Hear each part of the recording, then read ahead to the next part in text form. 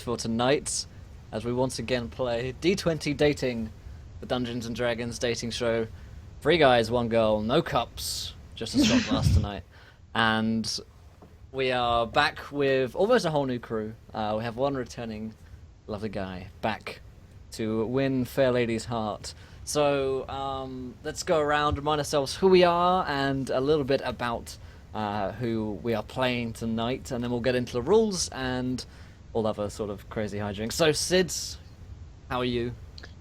I'm great. Everything is great. This Good. is going to be a fun one. I think so. I think so. I definitely think so. All right then. And Haley, how are you? Yep, I'm well. Well, yes, I'm scared. So How are you, Mo? I'm good. I'm very well, thank you. I'm very excited. Tell us a little bit about. Well, tell us a little bit about yourself, I guess, and a little bit about your D&D avatar for tonight. Okay. Well, I work in a vape shop, and I study plants in my spare time, specifically seeds and enzyme inhibitors in the stomach and things like that allows for oral ingestion of different things. Ah, interesting. Sciencey stuff. I love Nice. chemistry. Awesome. My character is a dragonborn, a female dragonborn. She's a druid from a very reclusive mountain community south of the Sword Mountains, sort of near the sort of forest. Nice. Very nice. Yeah. And Claude, how are you, my friend? How do? Today I'm going to be playing a monk, wood elf. I guess I should give myself a better introduction first. I'll put a little boop in the chat there. I'll be starting up streaming Hello. soon. A little boop. That looks like a bob Yeah. to me, actually. A little bob, yeah. Little bob. Sorry about that. I lied. Here's a boop, just for you. I don't even know where to start. There's just so much in my life. I'm just So There's deep. so Everything's much dark. going on right now. living such a fulfilled No. life right now. Sorry, guys. My life is amazing. I just don't even know where to begin with it right now. The character that I'm playing kind of reflects me. I'm usually pretty quiet. He's a monk. His name is Tenderin Taloins. Long What? history. Tenderin Taloins. Great grandson of the honored and venerated Gerthian Taloins, one of the greatest of all time. I remember him well. He was great. He was wonderful. Of course, my father was the scourge, Smolistov Taloins. Jerk. Such a jerk. And I guess as my last piece, I did promise. Everyone had a gimmick last week, so I promised I would bring my little flute. And that's All all right. for Then. me. Someone else up. Made All right. myself walk enough. All right, Throws Thomas. it back. Thomas, follow that if you can. I can't. That's just gonna be. I think I'm gonna set that clear. I'm gonna try to go first from now on, so I don't have to follow that Yeah. that anymore. All right. Well, a little bit about myself, I guess. I'm from Quebec, so if anybody's gonna have a hard time understanding me, that's because there's gonna be a thick French accent coming through once in a while.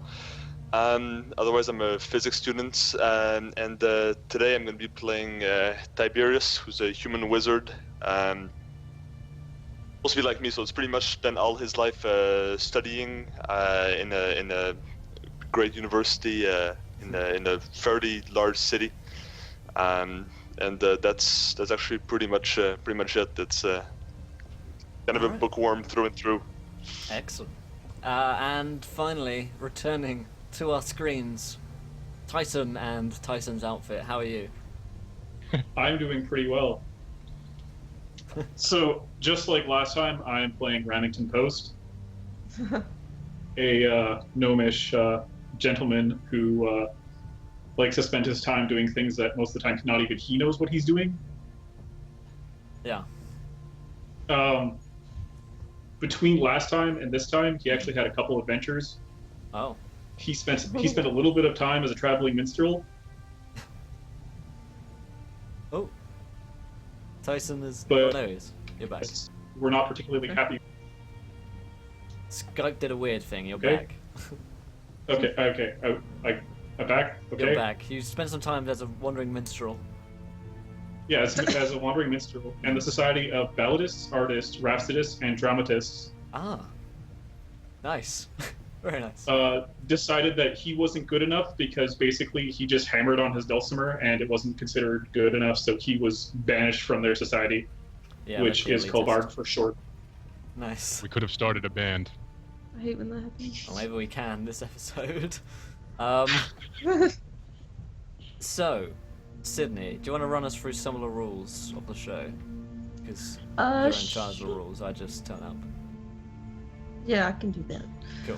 Alright, so as Will said, we've got 3 guys, 1 girl, no cups yet. We're working on that Yeah, part. cups are We'll coming get there. soon Maybe in a couple episodes. on the live Jasmine stream.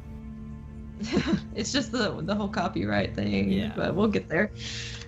So, we are gonna go through some D&D combat, some tasks with the girl and each of the guys, and they'll have to complete a task, and if they succeed, they can get a charm point, which is a minute where they can talk to a lovely lady and try to woo her, or they can have a sabotage point that they give to another one of the boys, and they have to tell an embarrassing story about them, which is always hilarious. And then at the end of each task, I will ask you 3 questions, just kind of like a getting to know you type of thing. You know, all that good stuff. And then at the end, there will be a grand tournament with some archery and some melee, and then you're gonna write a lovely poem, and then she will choose the winner, and the winners will get to go on a D20 date in our next viewer game. Which is on next Thursday. Thursday. Which is optional, but it's funny when they do it. Last time when Rem and Lee came on, they ended up both dying and blowing up the city, which was good fun. So, It's like Romeo and Juliet, really. yeah, basically. Also, there are time limits on each of the scenes, each of the tasks, are there not, Sydney? There are Oh, yeah. 17 of You have 17 minutes exactly the length to of do the your dial. thing. Yeah. Yes. And yeah, what else? Before we start, if you haven't followed yet, do hit that follow button. Sydney, I think you need to shout someone out in particular for following. Just a moment ago. I do. So we need to give a big shout out to Encounter Roleplay Fan, which is my 9-year-old cousin Tyson, who has made an account and followed. He FaceTimed me before this happened and was like, I'm gonna make an account and watch you play D&D. So it's really cute. So thanks for following us, Tyson. Here's your shout out that you wanted. And thanks so much to the Innocent Mage for following. Welcome to the adventure, Haley. You're a gentle lady and a scholar. We are just one follow away from a viewer decision. So if you guys are new to the channel or you don't know what this is, you need a reminder. Well, viewer decisions are something which you give power over to you guys. You guys get to decide anything which happens in our game. And for this one, we're probably going to have to limit it somewhat, but it will be fun. Nonetheless, so if you haven't followed yet, hit that follow button and join us. We are here 5 nights a week. This week we're here 6 nights a week with D20 Dating. So what else? If you haven't retweeted and hit that retweet, we hit 25 retweets. We will have another viewer decision. We hit 2 more patrons on our Patreon. We'll have a viewer decision as well. So we can have This could be a crazy. many terrible viewer decisions happening tonight on D20 Dating. They're always good fun. So yeah, I guess we should begin, and we should set the scene somewhat. So so Haley, your character's name is Grillian. Grillian, cool. Oh, by the way, That's correct. you guys can all change if you'd all change your names on Roll20 to your character name, that would be very helpful to like and just look over and see your character's names. You can do that on the top right hand cog and under display name. Change that there. So last week, or last month rather, we were in Eros with King John and Desi, Princess Desi, and again we find ourselves in the land of Eros. And Grillian, we're going to say that you are another. It seems like every single month Prince John gets another princess, and this month is no different. So It's just very convenient. it's for very us. convenient. He gets in a lot of foreign princesses. He ships them over. But no, he is your. It's just like farming them somewhere. Yeah, he ships them. Biggest import for this country. Yeah. As can continue. And yeah, so you're his daughter.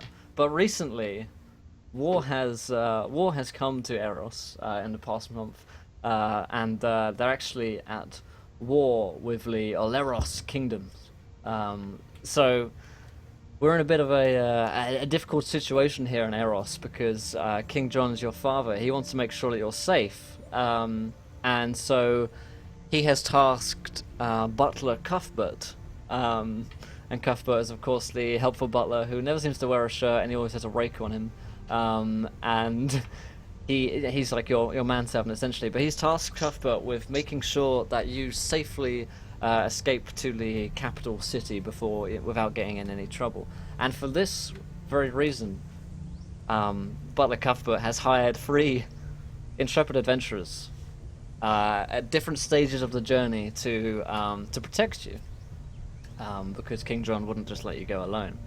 I'm starting to think that King John must have a dragonborn wife because both of his daughters have been dragonborn. So there's certainly something very odd going on in King John's genes, or this is Kim John, and that would be a plot twist. But no, and so to begin the game, normally we ask you guys to guess Haley's race and class, but due to Roll 20 things, you guys have already found out, some of you, so it doesn't matter. So instead of that, we're just going to roll to see which you guys go first. So you can each roll me a d6, and the highest one you get to decide the turn order. Was Leah tiefling? Maybe she was a tiefling. She was. It was a tiefling. What's That's the fine. difference, right? Dragonborn, tiefling, they're all the same. So the racism has begun. So both on a 6, so you guys can re-roll the Remington and the Tiberius to see between the two of you. 2 6s, Wait, nice. These are some good Wait, rolls. wait a sec. Am I actually rolling the? Yeah, I'm rolling the d6. Okay. Yep. So That's- Tiberius, Thomas, as you rolled highest, you get to decide. This turn order here. So Set the turn order. yeah, so you can decide. You go first, and then Tyson, and then Claude, or whatever. Well, I think I'm gonna go Tyson, then me, then Claude, because I think I've learned not to follow Claude. So yeah, Tyson, you have seniority here. Why don't you go first? Okay. So yes, Prince John is rampant. He is a bleeding machine. That man. He's just rolling them out of the production line every single month. But yeah. So Tyson Ravington Post going first. So Tyson, as we see, you're going to be taking Princess Grillian from Castle Eros on the first stage of the journey. So as we see you, you'd be arriving at the gates of the castle, I suppose, coming into the courtyard, where Cuthbert and Grillian are waiting. And Cuthbert, he should really be wearing his butler robes, but again, he's just somehow managed to strip off, and he has a rake nearby for sweeping leaves or something. You remember him, Tyson. But what does Mr. Remington Post look like as he enters into the courtyard? Well, Mr. Remington Post is dressed wearing a relatively nice outfit for a gnome, but it looks relatively bulky compared to the size that he was last time. Nice. Just a little bit larger, some sort of padding underneath. Okay.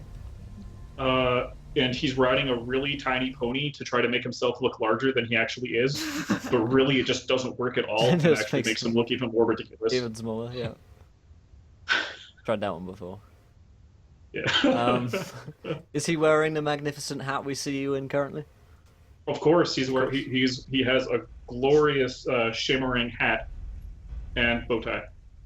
Excellent, excellent. So, Princess Grillian, what do you look like as we see you in this courtyard?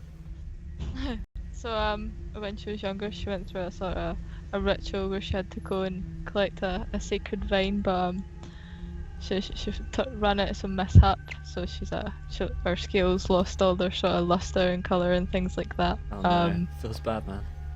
Yeah, That feeling but no luster. she's certainly interesting. She's got some strange scale formations.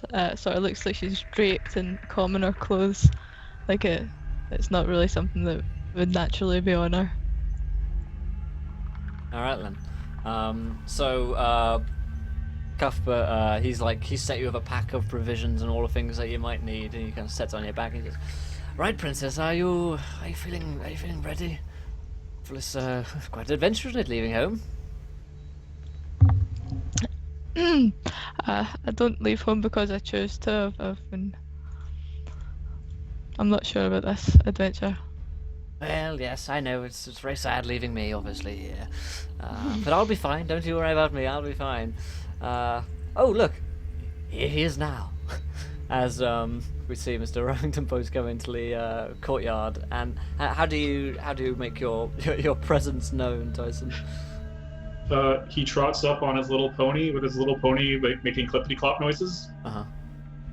and it makes really silly little sounds, like almost like its hooves are made out of like little squeaky toys. And that's pretty much how that's how he makes his presence known, because he usually doesn't have to do anything himself because his horse does it for him. Gotcha. What? And Cuthbert steps forward and he says, Mr. Remington Post, good to see you again. Do you need help coming down from there, or? No, thank you. It's fine. And then he promptly rolls off the horse and flops on his stomach, and then stands up quickly as if he totally meant to do it that way the whole time. Smooth. He says, Princess Grillian, this is Mr. Remington Post. Where is that strange noise coming from? I believe that might be the pony, Princess. I'm not sure if it's polite to say. These people might be accustomed. These people. It's just squeakers. That's just what he does. I guess I would view you with some curiosity. Mr. Remington Post, the princess is intrigued as to the squeakers on your noble steed. He was just born that way. Yeah. I We see. try not to. Is that a common bring that- breed, or amongst your people? Not really. He's just a little weird, and he's a little self-conscious when we bring it up, so please don't mention it, because he might start crying, and it will be hard to get the journey going. I see. It's a unique breed amongst his people, I believe, Miss Grillian. Some kind of magical creature of great power, but perhaps best not to rile the beast with questions of its mighty squeakers. Perhaps simply an annoyance. He looks to back to Remington Post and does like a hand across the neck, kind of careful.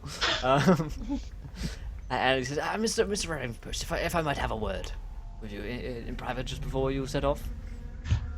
Remington nods and then leaves with them. He says, the princess doesn't really want to leave. She's not really keen on this whole journey thing. So have patience with her, and try not to anger her. King John has specifically said he doesn't want any harm to come to her, and of course, or to you. Specifically to you, I fear for your health.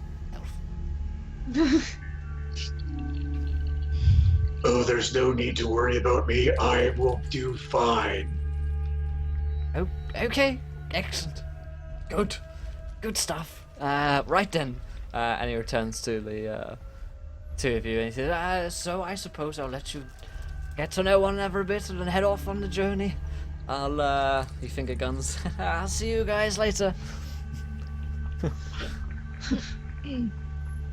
Catch you later, kids." What are you? Go ahead. Yeah, go ahead. What are you? I would talk Growler. Savage. What? To you, what are you? I've never A seen this gnome? such a creature. Oh, that was in character. Okay, so my apologies. I'm a gnome. We are a majestic species. It's obviously a matter of opinion. I believe him. He just like stops and he thinks. And he's like, Fair enough. Shall we be off then?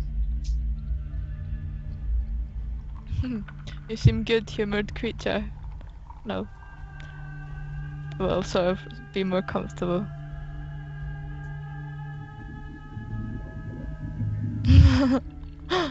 His face, man. You're alright, I'm sorry. You're just confused. what? I'm sorry, I didn't quite understand that. What was that? It's the accent. There's so many accents going on tonight. Oh. I said perhaps that is a matter of opinion. Yeah. And he just agreed and said fair enough. Oh, okay. He's like, Shall we be off then? Are you driving the car?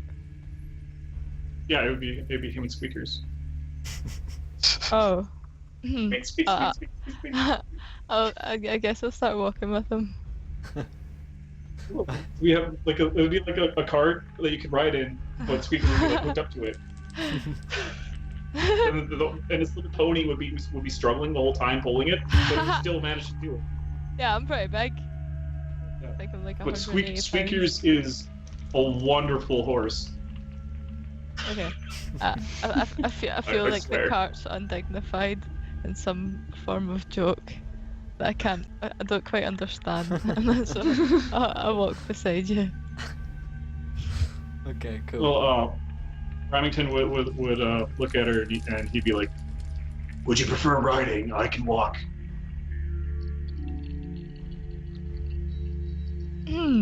That you want me to drive your cart while you walk? Well, would you prefer They're to not- walk? Because I think walking would be a dignified would not. Well, My legs are strong and capable, you need not worry. I Fair sort of enough. flex as I'm walking. nice. he just like nods and And thank you so much to Super07612 for following. Welcome to the adventure, my friends. You're a gentleman and a scholar, sir, and you are the 2,300th follower, which means viewer decision, everybody. So, you guys in chat. Now you can't just, for this we can't have like some too much ridiculousness because we do have like a time set for each of these, but for you guys in chat, the decision is that we theme this to be what do these guys encounter on the road?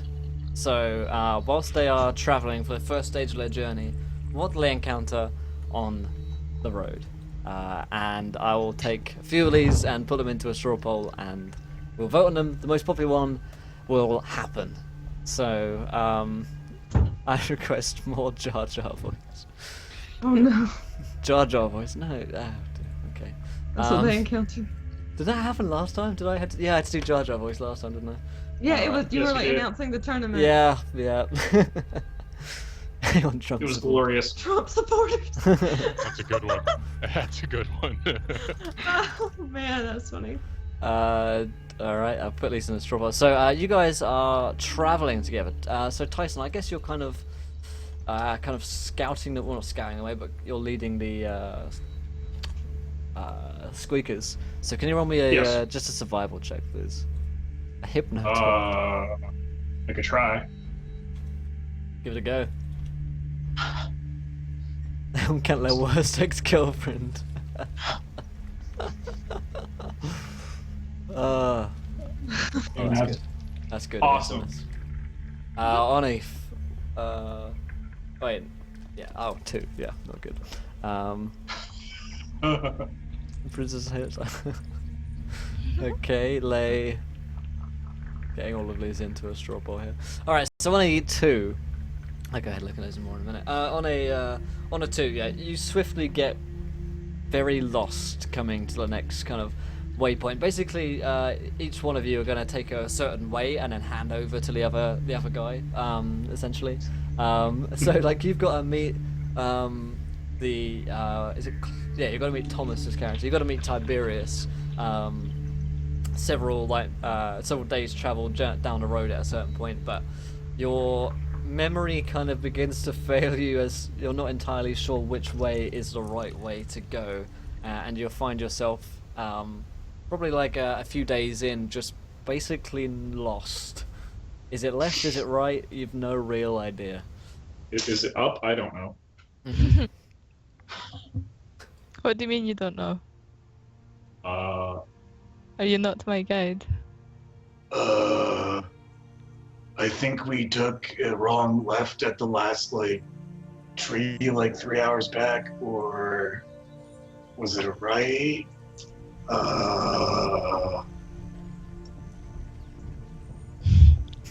He reaches into his pocket, pulls out a small tattered piece of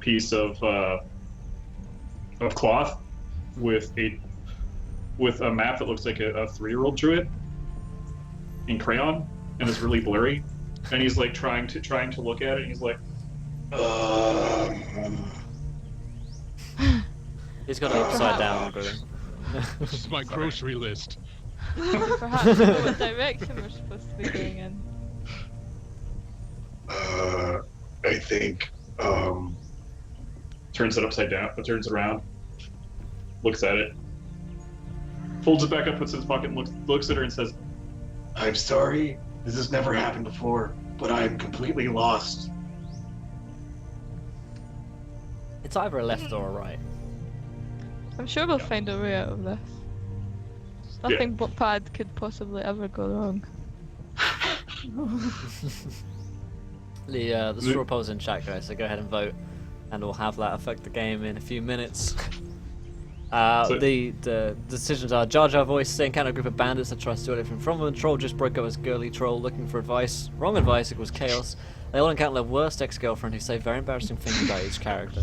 They encounter a jaunty travelling hat salesman who says Tyson's character is behind on his payments for his mighty hat.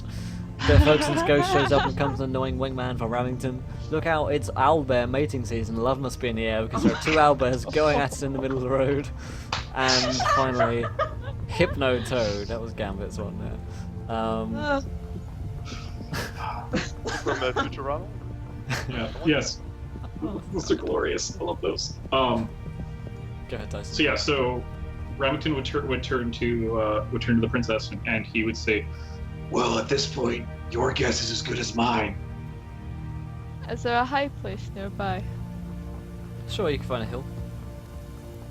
yeah, then I guess we'll start looking for a hill, and then probably head towards it. Head towards I think leave squeakers behind while we go up a hill, depending on how bushy or what it is. Okay. Currently, worst ex-girlfriend is winning, by the way, guys. So yeah, you come up to the top of a hill, and you can survey most of the land around you, which will give you advantage on like a survival check to know which way to go, essentially. Both of you guys can roll, if you so wish to. Okay. Yeah, you both know these lands fairly well. But the nut right to now I do not recognise. Nope. This bit's... It's raining or something. It looks different in the rain. Jar Jar voice is close. It's never that far away, really, I think, is it? It's only a straw poll decision away. So on a 17, the perfect number from Remington Post. Yeah, you figure out that you actually meant to continue eastwards here.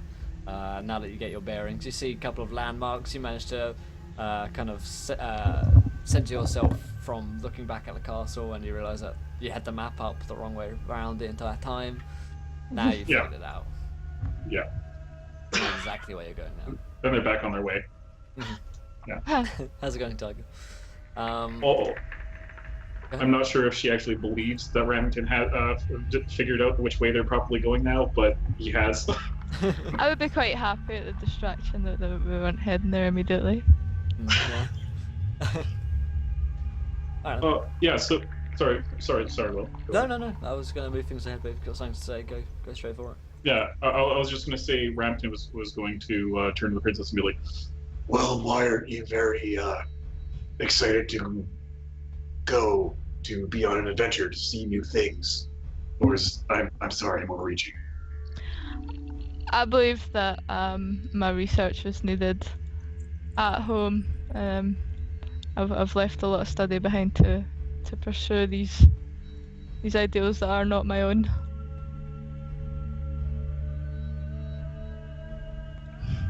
Yeah, okay, I can understand that, but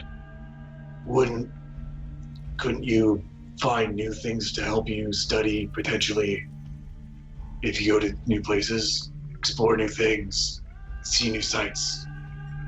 Yes, that is why I'm here, I believe. That is the conclusion that I have come to.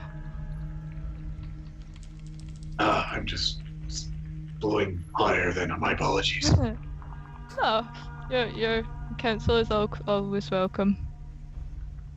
he bows his head politely, and I guess they'll carry on. Yeah. Come with me and see things, get lost, die of hunger and thirst. It's awesome. Yeah, it'll be fun. Alright then, so as you guys are travelling along the path, you come to a river running below your feet. It's pretty deep and it's pretty fast running, but luckily there is a fallen tree which kind of bridges the gap. But in the just the other side of the river, as you guys are coming along on the squeakers, you see that there is a kind of like dugout or kind of palisade of some sort, clearly human built. You can't see who's inside there, but you do make out that there are figures moving within it. At this point, you are kind of hidden.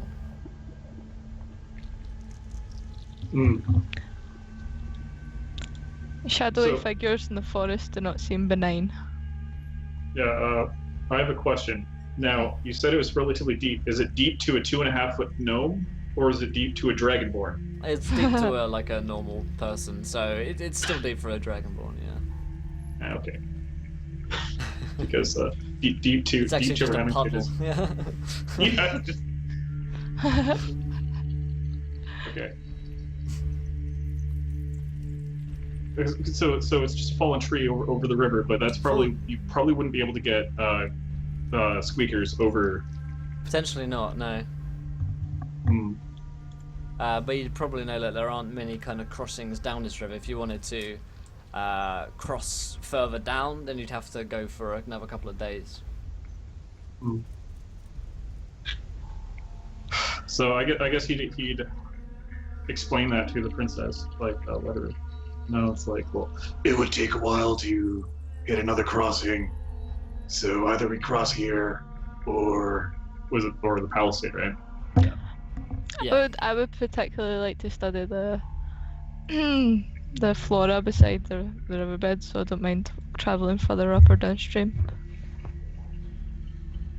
well, it would take a couple extra days. You have no problem with that? Do you have ill intentions? No. Welcome. My only intention is to get you there safely. Okay. Then I guess they agreed to take the extra couple days detour. Yeah, okay. And thank you so much to Dubbit for following. Welcome to the adventure, Dubbit. You are a gentleman and a scholar, sir. Thank you so much for following. If you guys haven't followed, join Dubbit tonight and join us in our romantic Dungeons and Dragons adventures. So, as you guys are traveling down, Tyson, can you explain to me, or describe to me rather, who Tyson Remington Post's worst ex-girlfriend is? Yeah, she's got to be pretty fucking psychotic. Okay, well, his worst ex-girlfriend is this was this troll that he dated for a couple weeks there. Mhm. That is still absolutely Now, was she enamored with actually him. a troll, or was she just... Yes, she's actually a troll. Okay. A full troll. Like, what's kind of crazy about her? just one of her heads. The other one's okay. Okay. I imagine that could be a problem, yeah. Okay, so, what's her name as well? Well, it depends on which day of the week you ask her, Ah, because both her heads have two different names. One's Belinda, and the other one's Jolene. And depending on which day of the week, one has more of the name than the other, gotcha. because it's always an amalgamation of the two. Gotcha. So as you guys are traveling with Squeakers down the riverbed, you see kind of just bursting from the undergrowth. You see a troll. She bursts forth, very kind of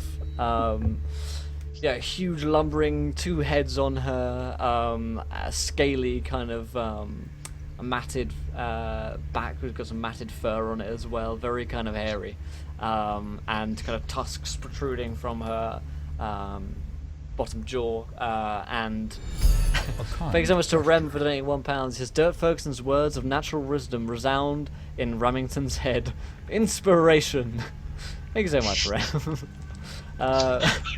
So Remington, you've got inspiration on your next roll, my friend. Yeah. Thanks so much, Ivan. As soon as she appears, Remington just lets out a deep sigh and says, Oh no, not again. I bow deeply and offer my greetings to the new creature and state my name.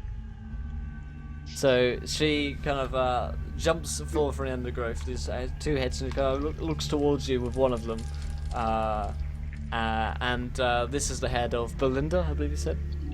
Yep. Belinda, and she says, "Oh, Remington."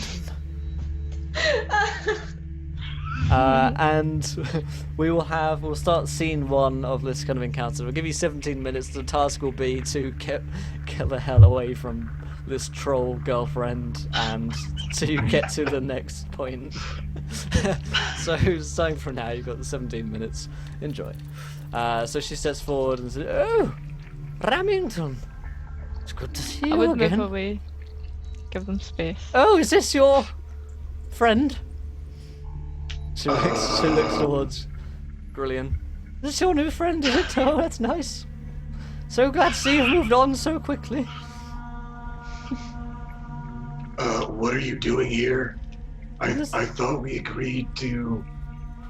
I thought you agreed to give me some space. This is my space, Remington. Mine. We know you live 300 miles to the west. No, Why no, that are was you last here? time. No, I've moved. I've relocated. The property market here is much more favorable. Yeah, that's what you say every time I go somewhere new. Why are you following me? I'm not following you. You're following me. Oh, hello there, dear. And she looks down to Grillian. Oh, you're Mr. Remington's new friend, are you? What time of day is it? It was midday. Okay. Yeah. I will set out some blankets and invite her to join me for brunch. She passive aggressively agrees. Yes. Remington gives Lunch. gives Carillion a very dirty look. I just look completely impassively at him. Maybe blink a few times. I'm trying to tell I'm trying to tell who's the bigger troll here. She Just and the other head says, thanks. Yeah. Oh, this is nice. I like it. Yeah, it's real I'll feed good. her as much as she wants. Take maybe one for myself. Yeah. So then, Remington, what are you doing here? It's so nice to just bump into one another again. yes, bump into each other. What are the odds? I'm supposed. Sorry, go ahead. No, she just says, what are the odds? Yeah. I'm supposed to be escorting the princess to Oh, a meet her princess. next. Really? Is that what you call her? So nice. Excuse me. What? That Yes. seemed like a slanderous remark. I like slanderous. The gruff head is like, yeah, well. And then look, kind of like grunts in your direction. Oh, don't mind her. Now then, so yes, so you're just escorting the princess to where exactly? A That is place not- away from you. Oh, he's so funny, isn't he? So funny. He was always like this.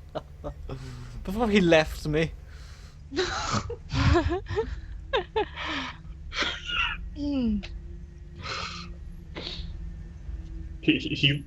Remington tries to walk over to Brilliant and bring her off to the side, away from Glindeline.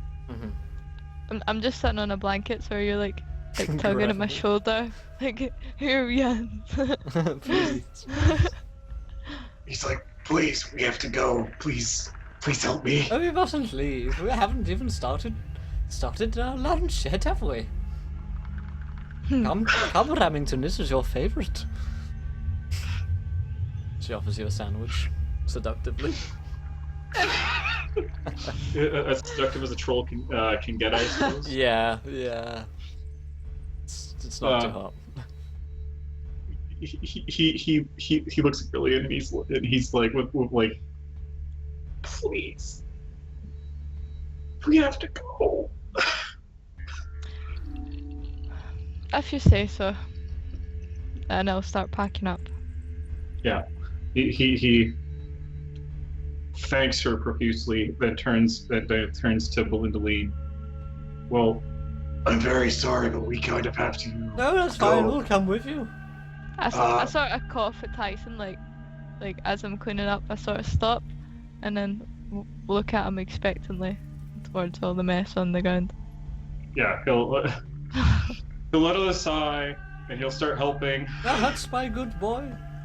She like pats you on the head with like a his grandma. troll hand. And Yeah, that's why it's he weird. turns to her and he's like, I'm very sorry. This is a secret mission, and Oh, don't I'm worry. supposed We to can escort keep her our by mouths myself. quiet. Well, if you want to help me, you can always help guide the way with the next person that she's with. Ah, could we not use a guide? It seems your directions are unreliable. Yes, I know my way around these parts very well. Yes, Don't But you I remember, need to- Remington? I need to look like I know what I'm doing, so why don't you help the next person to ensure that she gets to her Don't be destination? silly, dear. Oh no, don't worry. I'll just walk with you for a while. just lets out a deep groan. Like that, or Yeah, just. It's more bad. okay.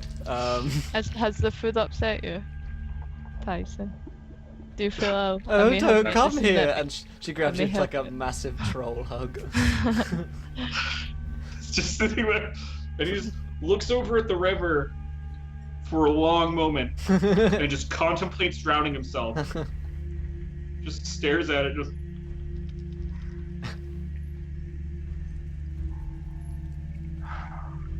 He's at a loss and doesn't know what to do, so he just walks with both of them to the next place. Okay. Perhaps holding that creature like that is demeaning. That is how you would hold a child. Do you view him as such? think you Oh, should my put- little I think- baby. Yes. I think you yes. should put him down. I think so too. She's like just walking and carrying you like this. I'm chuckling as I'm saying this, but it's like I give it my best try.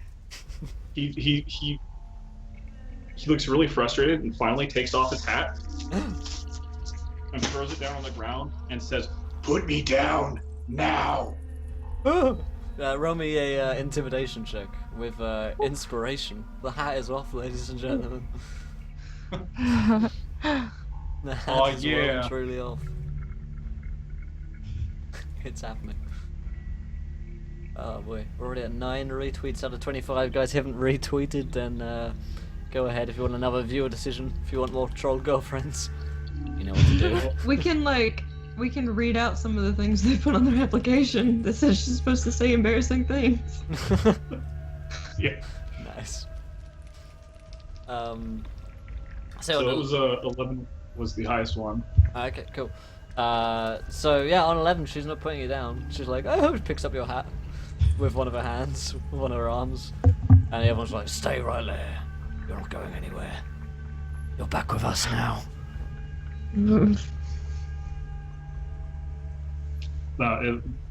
Remington actually just says, Put me down, or I'll do something I'll regret. I'd like to see you try.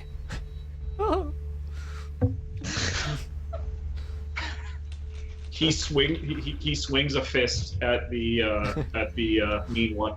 Okay then. So roll me an attack roll. In fact, roll me initiative, the three of you. Well, two of you plus troll leader will have some initiative. And as we enter some combat here. So roll one for So the an attack troops. roll? Yep. And that's right. I put the dice on. Very good. Okay. That. Why are you being slow? That's okay. And we shall get some going. So these guys rolled a 19, not so bad. So if you have a token on the board, then it's 1d20 plus your dex bonus. Or Okay, initiative. plus my dex. Yep. And Grillian, you can roll me that as well. And let's play this music. The double for your face palm initiative? control. Yes, for initiative. Ooh. 22, that's a nat 20. Dem crits. The 6. Whipping out the crits already. Nice. So, yeah, so the turn order is going to be Grillian, Troll, and finally Tyson. So, Grillian, you see them starting to get into a fight, basically, with one another, and the Troll looks to be very, very angry. And what do you Wait, do? I have a question. Yeah. Was that inspiration the inspiration that Rem gave me, or an inspiration he gave me for throwing down my hat? Inspiration from Rem. I give you inspiration when you put a hat back on, quite frankly. So Grillian. What's the plan here? Oh, you're muted, sorry. You might have been speaking, I just couldn't hear. Oops, my bad. Yeah, I was muted. So I open my mouth and like loads of fog starts pouring out as I'm walking along behind them. Nice. You can Ta-da. use your vape. Yeah. So basically, this. So, fog cloud. Oh my god. The cosplay is real, Nice. boys. I'm so happy. Oh my god. So you create a 20-foot radius sphere of fog centered on a point of in range. Spreads around corners, the area is heavily obscured. Cool. So, go ahead. Oh, sorry. Focusing it towards forward to the left of her. Cool. So you create this cloud of fog around these two. It's the troll's turn, and seeing as he's got you, she has got you in his grip, Tyson. He's going to attempt to just club you down, basically, with the mean one's arm, for a 19 versus your armor class. Which my armor class is. That's pretty good from what I remember. Yeah, It's respiration. it was 18, 19. 18 or 19. So, yeah, she either hit way me. should be a hit. So you're gonna take just a 1d8. You're gonna take 1 damage. That's terrible. You just take 1 damage as it basically brings down a fist in towards you and basically just swipes over with most of your head, but you do take a little bit of damage from that. What happens when you take the head off? Yep, that's it, exactly. There are consequences. Tyson, Remington Post, it's your turn, however. Okay, he's going to try to break free of her grip, so probably just a strength check, right? Yep, that works for me. 1 hat on, 1 hat on. 20, that's enough. So yeah, you break out, and there's this fog all around you as well at this point, so it's very difficult to see what's going on. Okay. Is that my whole turn? Just breaking That's your out, movement turn, you can make an action. Okay, well, as he breaks out of her grip and kind of like falls to the air, he screams. He screams, "Gnome prism power, activate!" and rips off his little outfit. Oh, I thought you And actually he has a chainmail sailor suit underneath, and pulls out Oh my god. Oh, Oh my his god. hammer and shield. Where was that? Where'd you get that out from? That's why he looked a little bulky. Okay. What's going on, Xon? We can see. Strip. Oh dear. Oh my god. My face when he has all the props. Gnome space. True. So that happens. Top of the round, Grillian. There's cloud all around. You just see Tyson kind of break free, but it's hard to see into the fog. What are you doing there? I'm gonna summon the mighty power of the surrounding forests and the vines, and Nice. focus it on the ground and the creatures on the ground. For example, like not Tyson. just for an example. Not him. I think it's just a wisdom bonus, so it's. No. Tyson is now over 9,000. Ooh, Remington. Oh my god. You're so big. So on a 21, that's a hit. So Thorn Whip, I like it. Oh yeah, another Thorn Whip user, very nice. Is it large? It is large, yeah. Oh. Larger, smaller, you pull a creature up to 10 feet closer to you. So roll a d6 of damage, and you can pull it 10 feet in towards you for the whipping I'll damage. pull it back into the fog since they've been walking out of the zone. Yeah. It'll be pulled back into the middle. All right. Takes 3, and you're and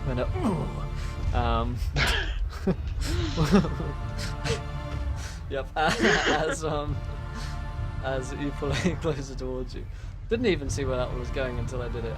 So the troll is close towards you, being pulled in along the vine, and it's actually going to attack you. There's only 1 minute and 25 seconds left, so it's going to go very quick. Gotta go quick. It's going to attack you, Grillian, for a 16 versus your armor class. That's a hit. You take I 4 believe. damage, swipes in, and it is Tyson's turn. Gotta go fast, Tyson. Got a minute. I rolled a 14 to hit. 14's a hit.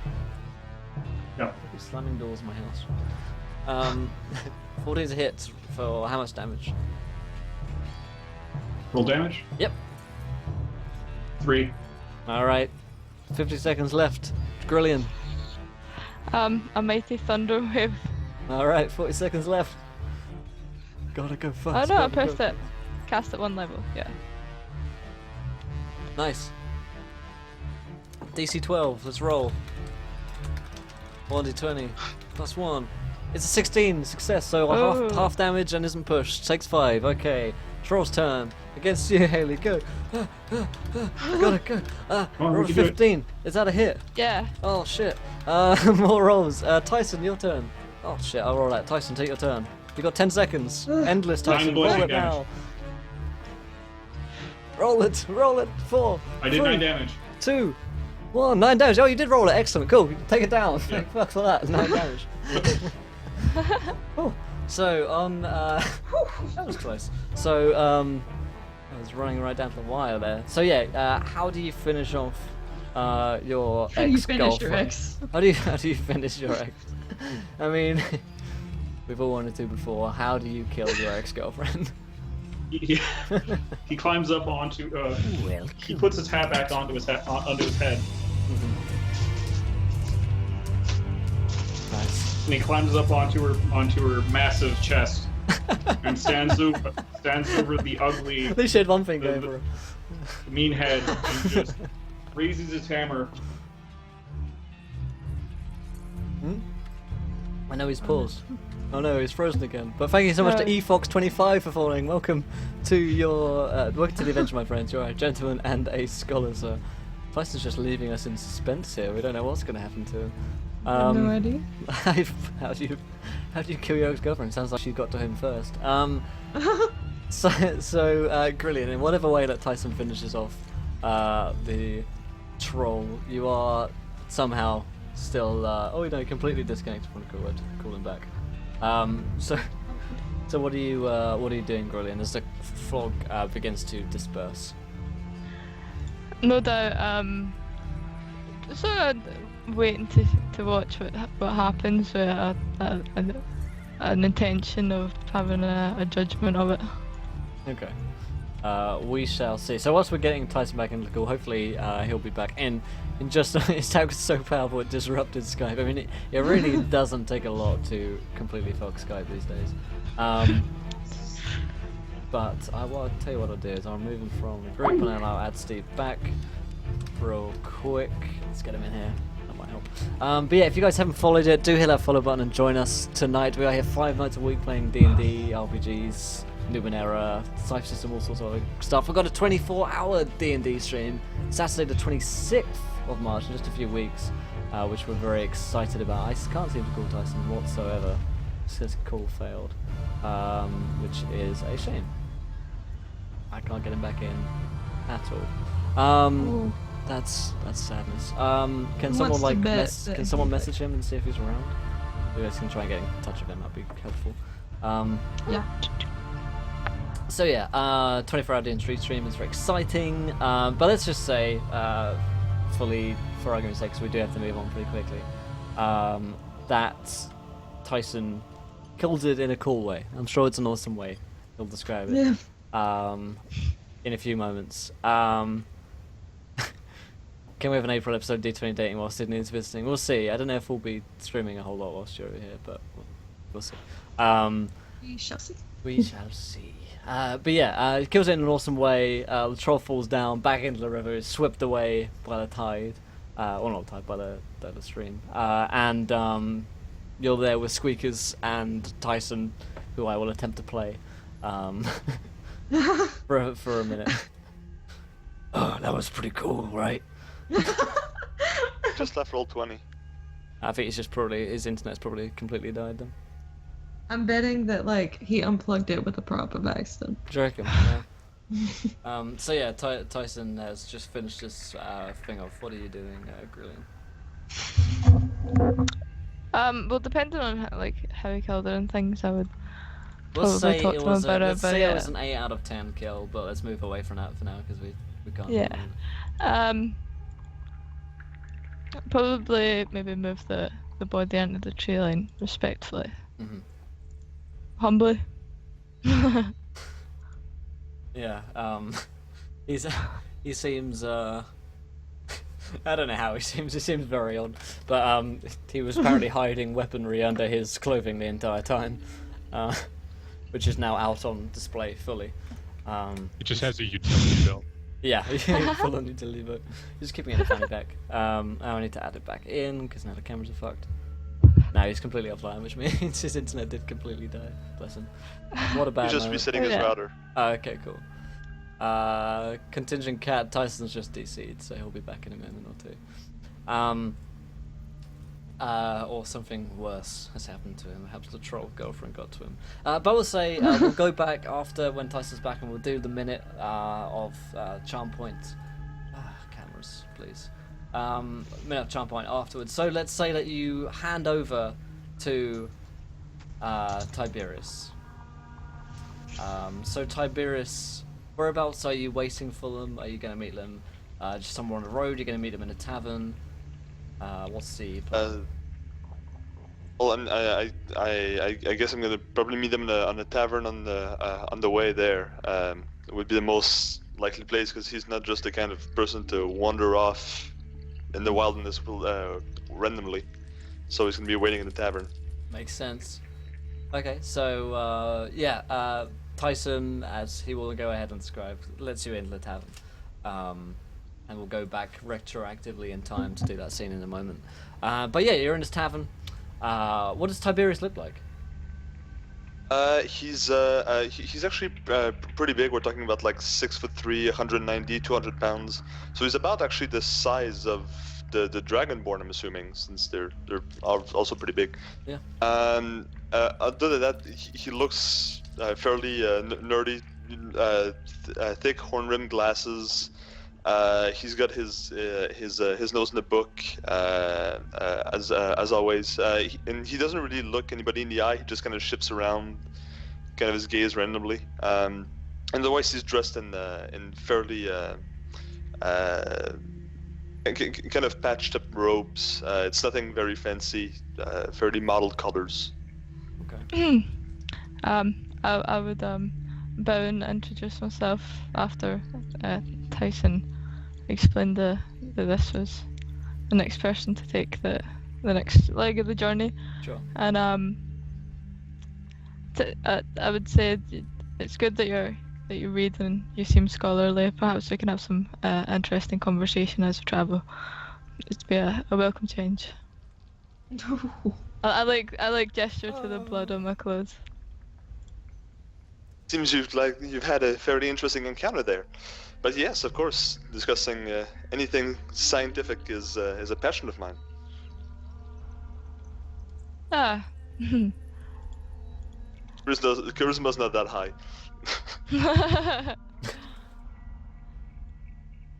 Oh, we have a Tyson. Getting Tyson back? Yeah, he came back. I think he just resetted his router. Oh, there we go. Yeah. There we go. Nice. So, Tyson, tell us how you finish this creature, and then we'll give you the Okay. charm, I think. Yeah, he climbs up on her chest, stands over her with his hammer raised right over her head, and says, Don't ever come to me again. Oh no. Did Oh, he- it's back, it's back. You pause for a minute and we're like, shh. Oh. But you're Oh. good. You take it down. Okay. So. Yeah. Yeah, but he lets her live. Oh, she lives, okay. Yeah. She's alive. Yeah. And kind of crawls off, I guess. And so, Sydney, your thing. Okay. So you either have your charm point now where you can talk to Haley for a minute to try and woo her, or you have a sabotage point to give to one of the other two. What you want to do? I'm really more interested in hearing stories, so I kind of want a sabotage point. Sabotage Okay. point. Sabotage well, point. Fine, Thomas then. Oh, did he Alright. catch me? So Thomas gets He it. knew it was coming. He knew Yeah, it was so we'll dodge out this one. Sydney, coming. Playing a go D6, ahead. is that it? Yeah, it's a Yeah, so let's bring up the sabotage table and let's play some smooth jazz. And if you forget what you said or anything, I gotcha. I read all of the applications. I also have my my stuff right there. Will was kind enough to send it to me earlier. Oh yeah, I remember that. So 1. What is your guilty pleasure is the question. The pretty basic one. Usually, just kind of sit around. Like if I finish a project or I just finish writing a paper, I'm just gonna sit around, eat some pizza, and watch. Usually, like reruns of Inquisition Incorporated on the YouTube. X. Nice. Nice. Is there anything else in this section, Sydney? Remind me. Yeah, I gotta ask 3 questions to get to know you. Yes. Okay. So here we go. These are 3 questions that are for Haley and Tyson, and you just answer them as yourself, so we can get to know you guys and see if the ship is gonna sail. See if you guys are meant to be. We'll find out. So, yeah, I'll ask it, and then Haley, you can answer first because you're a girl, and I said so. And then Tyson, you can go second. Okay. So, question number 1, or whatever number 1 is, describe the perfect day for you. Perfect day. Probably the first time I get to experience like a good virtual reality setup where I get to explore the new like environment design, 3D modeling, things like that. That's pretty exciting. I'm looking forward to that. That's awesome. Cool. Okay, Tyson, your perfect day is...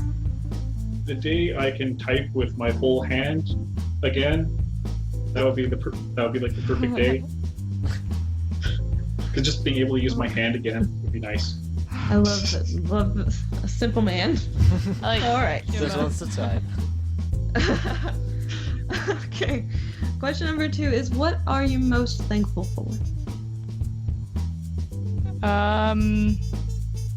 Probably just every Italian cooking creation ever produced by the country. Correct Amen. answer. Okay. Tyson? Fiction, specifically science fiction. Lovely. It's not spaghetti, but good enough. Yeah. Alright, and the third and final question is, what is your favorite movie? The Fifth Element. For sure. That's my second. My favorite is Blade Runner. Nice. Gotcha. Okay. All good answers, especially from Haley. But all good. So what do you think? Tyson, your answers suck. Is the ship gonna sail? Potentially, I see it. But there also, I see icebergs in the water as well, so... I see. No. Mhm. Very oracular, I like it. Cool. So, Stella, 3 questions? Okay, isn't it? Yeah. Okay. Alright then, so, as we fade out from smooth jazz, we return to the tavern with our friends. Brilliant and Tiberius, you've just met. Tyson, okay, I guess we do that scene again real quick. So Tyson, you come into the tavern where you're meeting Tiberius, and they're just starting to get talking, and then you come in. Are you gonna any kind of particular handoff like you have in mind? Do you need to like check this guy out, make sure he's legit, or anything that you need to say to him, or? He Remington walks over to the guy, gives him a really friendly handshake, like right around the wrist, and just shakes his hand, and he's like, "Good luck." And just walks off. All right. I didn't do this. That accident was not by my doing. I was an uninvolved bystander. Good look startled, basically. And when he shakes my hand, like I'm not expecting that firm of a handshake because it's pretty tiny, so my whole body's gonna shake with it. It's like, okay. Cool. So are you guys heading off straight away, or what's the plan for you? I would rest. Right. And I mean, what time of the day is it by now? We're Probably coming into evening, so yeah. all right. In that case, yeah, resting would probably be. I'm gonna offer. I was sitting at a table, so I'm gonna offer a seat at the table. I'm gonna order some mead, food. Nice. Yeah. So you get food brought to you. It's okay. It's nothing special. I don't eat any of it unless it's plant matter. None of it is. I'm a druid, unfortunately. I sort of just stand up and walk out like outside and be like, I'll arrange my own. It's okay. You're welcome to join me. It's a nice night outside. Certainly, I'll come with you. I think my job, anyways, is keeping an eye on you and letting you wander out. Although you seem capable, would probably not be in the in the best interest of me doing my job. So I'll come along. Okay, so go in search of some good food, I guess. All right. Roll me just a nature check to go and find some particularly 10. delicious. Okay, so yeah, you guys start heading off into the basically some nearby woods where you know there's probably going to be some good berries or whatever to eat. And as you start heading down into the woods, you're not finding too much down here, so you keep going a bit further. You don't find too much, so you get some bits and bobs together. And then you find yourselves in a kind of clearing in the woods. What's this? Late out here. You've probably gone a bit further than you immediately intended to. And there's this circle of stones in this clearing. And they appear to be kind of very old and like dusty.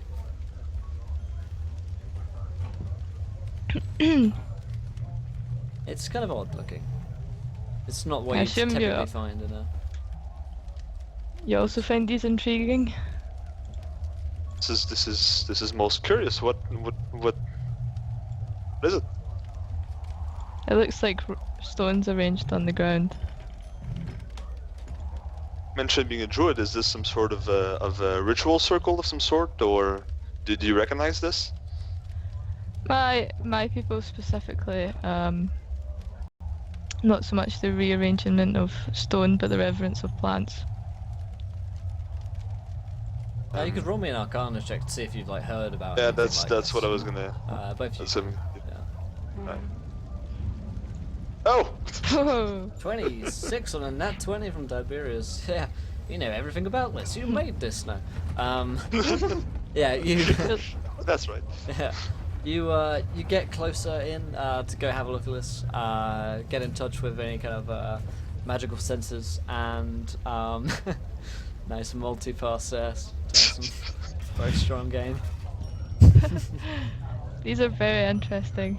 Yes, and yeah, you look at these stones.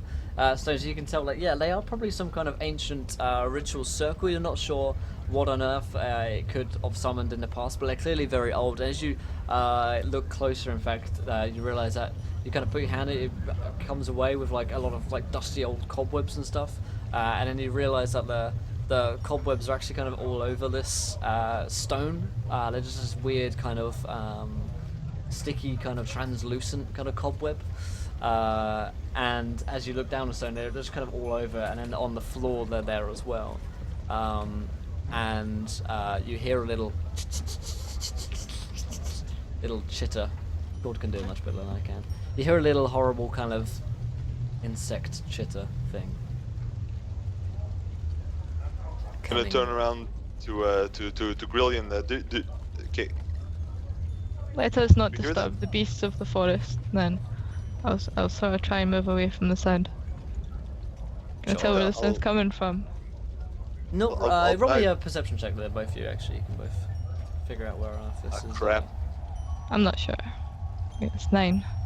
Too sure. So yeah, both of you guys aren't too aware of where exactly sounds are coming from, and so as we take you to a map, for no particular reason, let's take you here, and you players. can Surprise come- round.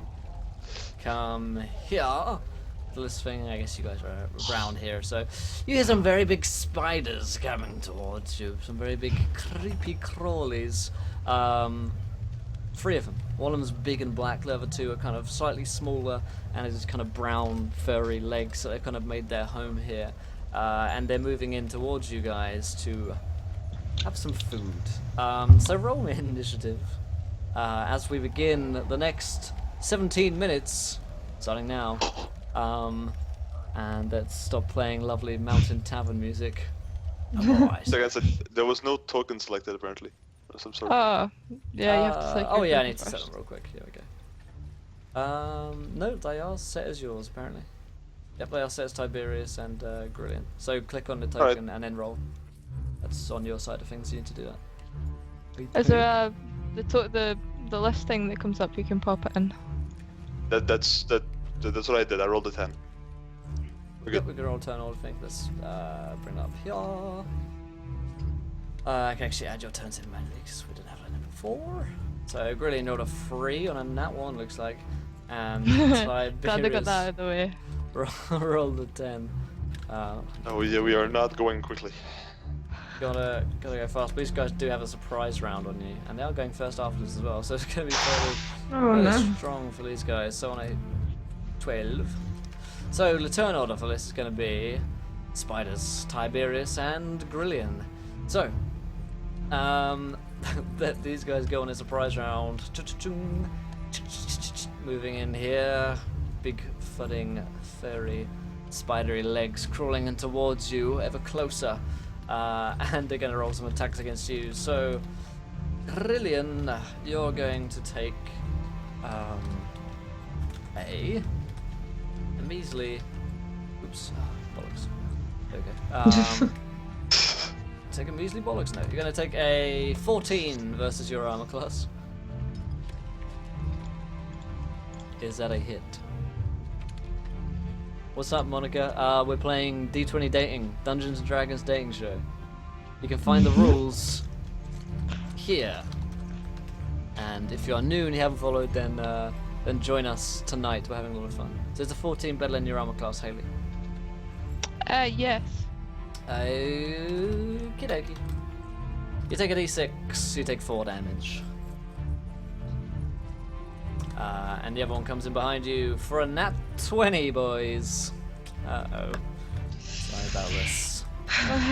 Sorry about this. You do take 7 damage from this. And by the way, you'd have been back up to max afterwards because you took a rest. Are you still conscious? We didn't rest before we left. Oh, you didn't rest? Oh, yeah. Thank you so much, Monica, for falling. Welcome to the adventure, Monica. You are a gentle lady and a scholar. But no, it probably would have been several days until you got to tavern after that, so it wouldn't have been straight after, so you would have rested Oh, back okay. up before. Okay, so I'm I am a cruel, kind. I am a kind girl. 0. I'm unconscious. Hey, that's good. Nat Shit. 20s tend to do that, so. I'm just a Thomas, little There's no squishy way in hell I'm druid. surviving this one. time to rescue Fair Maiden.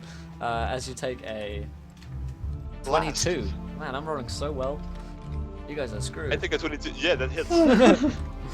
You take 5. I'm rolling so good. Well, I got 3 HP left right now. That's good news.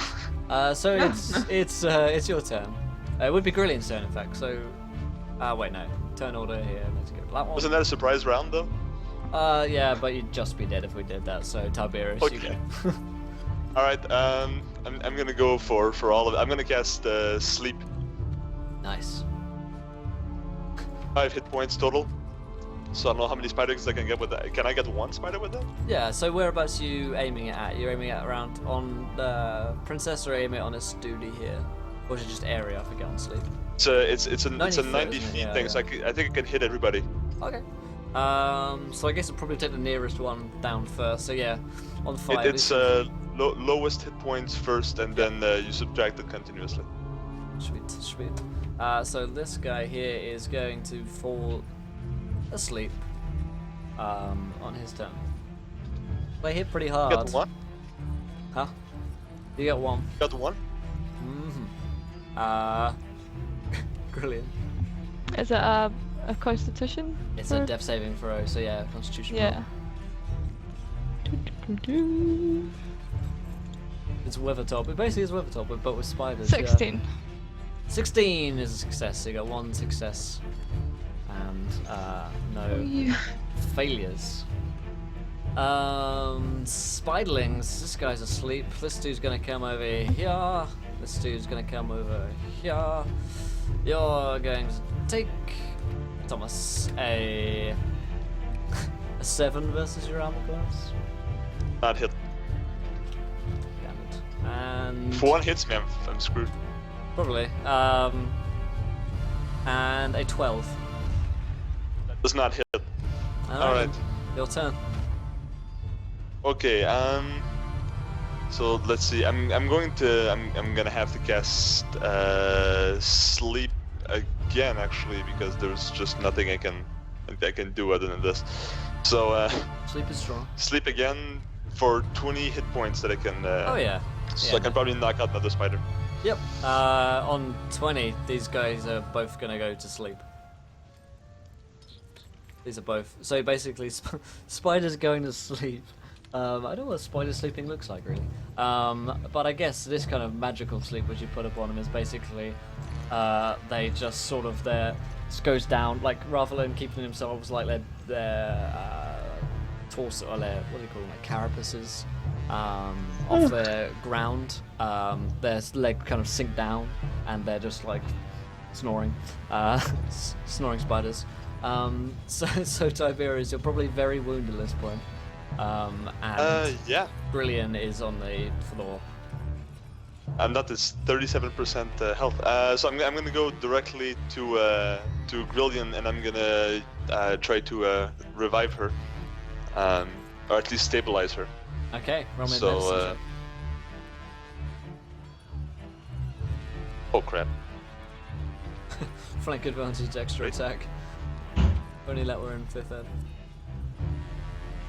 And 9 is not a success. 9 is not a success, so Grillian rolled me another death saving throw. And 1 success to 0 failures at this point. 14 is a 14. success, so 2 successes and 0 failures. Tiberius, you got another chance. Well, I mean, technically, if we're something. gonna go by rounds, they're gonna be sleeping for 100 rounds. Those things. So I think you should be okay for 20. a bit. That should get her back up. Well, it depends. 20, yeah, 20 is good. We'll say on a 20 you come back, you pop up on 1. Okay. For the sake of not having to wait for 1 to 4 Oh my hours. goodness, it seems I was allergic to such intoxicants. I propose we get out of here. I'm sorry, like. since, oh, I don't know what that fluffy. means. Okay. It's a fluffy. All right. Well, I'm gonna pick you up then. I probably can. I'm bigger than you, so that should work. And I'm going to basically go back towards the tavern. All right then. So as you're kind of heading back, just roll me an athletics check because you're picking her up. She's a dragon ball. after Athletics all. check. Yeah, it's an athletics check. She's pretty tough. 12. Yeah. So you. It do weigh like 30 pounds more than she does. Yeah, hits her with a rock. Wake up. So yeah, you throw over your shoulders. It's not easy going. So heading back to the tavern. By the time you're back, it's like I throw her back down onto a chair or something. And kind of everyone you're drawing a lot of attention to yourselves, and the tavern kind of owner comes along and he says, "Is there a problem here?" So you appear to have kind of a nesting area for spiders nearby, and we were attacked whilst we were foraging for some food. Oh yeah, what were you have- doing in the spider forest? It's obviously not this man's fault. There's spiders in the forest. I didn't put him there. Remember what we're doing there? Do you have a cleric or Do I some look sort like a cleric? of No, we've got healing mage nearby? well, we've got bouncers and they know how to fix a wound or two. So, Right. oi, Big Tim, and Big Tim comes over. He's a gnome, and he's probably slightly smaller than Tyson Remington Post. And he says, "Yes, how can I help?" It's actually Warwick Davis. No. Hi guys. And he comes over, Big Tim, and he starts to kind of setting to like bandage like the kind of puncture wounds, probably in your arms and stuff, where they kind of injected poison. Gives you basically some strong alcohol to quote unquote counteract the poison. It doesn't seem like science to either of you, but hey. And the the barkeep says, "So what are you doing out there in the Hey, don't I know you?" And he looks at looking to Grillian. Don't I recognize you from somewhere? Yes. I'm sure you do. Where? Did you come here before? You're not one of the girls from the cat house, are you? Oh, Doesn't matter. I'd rather you didn't have that opinion of me though. I don't seem like I've done anything to merit that. Wait, Big Tim, where do we know this girl from? And Big Tim comes up and starts squinting at you. And he says, you're not... Wait, no, you're a princess, aren't you? Eh? She's a princess. At that point, Go ahead, Tom. At that point, I'm gonna probably try to intervene or something because I'm gonna want to keep a modicum of the discretion. Modicum. And I'm gonna come in and say, Princess, no, she's I'm gonna say shepherd because I'm just that much out of ideas. She just shepherds around these parts. She farms spiders. I don't drink alcohol, she's so a spider I'm just shepherd. like, I'm gonna be sick all over myself. I'm like, bleh. I'm spewing all the toxins out. Nice. Roll me a persuasion check, Thomas. Great, that's just -1. Okay. Any form of advanced technology is indistinguishable from magic. Pretty true in this one. So yeah, on 11, I'll roll their insight. Let's see what I get. They rolled a 14. So so he's not buying the whole spider farmer story. He's like, I've never heard of it. No, wait. If she was a spider farmer, she'd have known about the spiders in the forest, wouldn't she? I don't know why she's he's lying definitely to a you. princess. She's definitely from Eros. Ah, you finally caught on. Your creatures are quite slow. Creatures. Now that what ain't are any you? way for a princess to talk now, is it?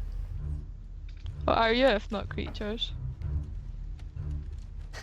Yeah. he's like we're people, like anyone else here. What are you doing here anyway? What are you doing in this tavern if you're a princess? I honestly don't know. I'm under instruction to be here. Right, by who? I feel like you're asking for a lot of information and for no particular reason. Well, this might have don't think- something to do with the whole war going on, mightn't it? And so if we know where a princess is, well, that might be worth a fair amount of money. Oh well, that's a nasty threat. At that point, I'm gonna put my hand on his shoulder and just say, I suggest that this might be a good time for you to leave right now. I own the bar. Wait, is it the bouncer or the owner that's asking this? I thought it was the bouncer. Oh no, the bouncer's Big Tim. He sounds like this. He's like, oh, this is me. I'm Big Tim. Okay, all right. Yes. In that case, yeah. Instead of saying it might be a good time, I'm gonna just kind of gesture at the bar and say, I think some people are asking for drinks. Maybe you should go help them out. Roll me another persuasion test. See if we can just get rid of this guy. Or intimidation. Sure. Yeah. Just Yeah. rude Sure. That'll man. work. Yeah. What is magic but misunderstood science? What is love? So true. Ah, crap. Yeah, no, that's just not Yeah, gonna... on a 9, he's not scared of you. And he says, no, I think that maybe we should go talk to our friends from Eros, and maybe let them know that there's a princess here. At this point, some sparks gonna start coming out of my hand. The one that's touching his shoulder. Not harmful yet, but it's just gonna... Sparking up. Okay. Just- Yeah, he like takes a step backwards, and Big Tim goes to like close the door so that he can't leave. Ah, son of a... I'm gonna spew lightning at them. Okay. That's hot. Oh, good. Spewing lightning. Nice. So a 6. Each must make a saving throw. So, okay. I don't think the roll needs to be there actually because it looks like it's a save on these guys' part. So, what kind of save? I'm guessing like a Constitution. Thanks for lightning, if I remember well. Right, I got you. Thanks, buddy. But if I remember well, lightning's dex, I think. Okay. Shouldn't make too much of a difference, really. They rolled a 20, That's so dex. Dodging out of the way. Okay. That's pretty good. Deals 2d6 erotic damage. So I think on a failed save it's probably taking half. So roll your damage, whatever that is. Brilliant. Minute and 20 left, guys. If you haven't followed, do hit that follow button. Join us tonight, because D20 dating is continuing onwards. We haven't even gotten to the grand tournament where there's poetry. That's the best bit. 7 damage. Okay, so you're gonna take 3. Alright then, so I kind of jump back. Thomas, what are you doing at this point as kind of fight breaks out and there's just 50 seconds left to succeed? Holy crap. Or just I'm leave going this to... Yeah, well, that's that, I'm thinking about it. I'm going to let's see, cast a minor illusion, which is basically going to be a the sound of of kind of a dragon roar outside of the that's going to sound like it's coming from outside the tavern. Nice. What roll do they have to make to perceive this? Like a whiz or something like that? That's an int. Int. Alright, it's a straight D20. It's a 7. So yeah, they are That's not even completely close. Yeah. fooled by this. Like, oh, just go. Get out there. And like Big Tim opens the door for you guys to step out. There's 10 seconds left. I suggest you do that. That's exactly what we do. Okay. So That's what I do. I'm dragging yeah, it's just Quilly along with me. we've got 5 seconds left in this arbitrary task. Quick. So yeah, you step outside, where you of course know that there is no real dragon, and complete the task. So Sydney, take it away. Okay. So do you want a charm point where you can talk to Haley for a minute and try to woo her, or do you want a sabotage point to give to the one of the other 2 guys? Well, no. Tenderin kind of left me hung out to dry for that last sabotage point, so I think I'll give one to him. Okay, so you can roll on the sabotage table. You roll a d6. And you guys can in fact give people sabotage points and charm points by Donorino stuff. So who's rolling the d6 here? Sorry. Who's it going towards? It's Tyson, right? Tyson's got it. No, Sabotage point. the Claude. Oh, Claude has got it. Okay, cool. Oh, Yeah, no, I oh, was okay. using the Oh, character okay. name. Sorry, my bad. Oh, okay. Wait, I Claude, left you so out to dry? Oh yeah, you were. Yeah, you AFK. Yeah, so he had during to the last pick you. sabotage point, that was the time you left. So like you left and you got a sabotage point. So I was the sole recipient. Sorry, I did do that to you, didn't I? Okay, so you roll a d6, and we will figure out what question you are answering. Cool. So 6, which is, what is your favorite chick flick and why? I had a feeling it was going to be this one. This one's you guys must want some serious emotion on this show. yeah. It's a walk to remember. Yes! Oh, it's so good. It's a very good movie. But I was I want to say like 10 or 11 at the time. Someone very close to me had cancer, and it just every second of it was just emotions. Feels. Shit. Well, keeping it light here. Moving on to the next 2 questions, Sydney. Sydney? Okay, sorry, I was thinking about Walk to Remember. Okay. It's such a good movie. Anyway. Alright, so the 3 questions now are for Tom and Haley. I will ask them. Haley will answer them first because that's what I decided is gonna happen. And then Tom will answer them, and we'll get to see if there's gonna be a wedding or not. So, alright. Question number 1 is, what do you like to do in your free time? I like to sort of be a slob in front of my computer and stuff like that, but I also like to go out and take my dog places and stuff. He's my best friend, so I like to hang out a lot. What kind of dog do you have? A really big, silly black Labrador. That's so nice. Okay. Okay, so Tom, what do you like to do in your free time? Are you muted? Oh. You're muted, buddy. Can't hear you. There you go. There we go. Hear me now? Yeah, back. I did absolutely nothing, so I don't know what happened. Alright.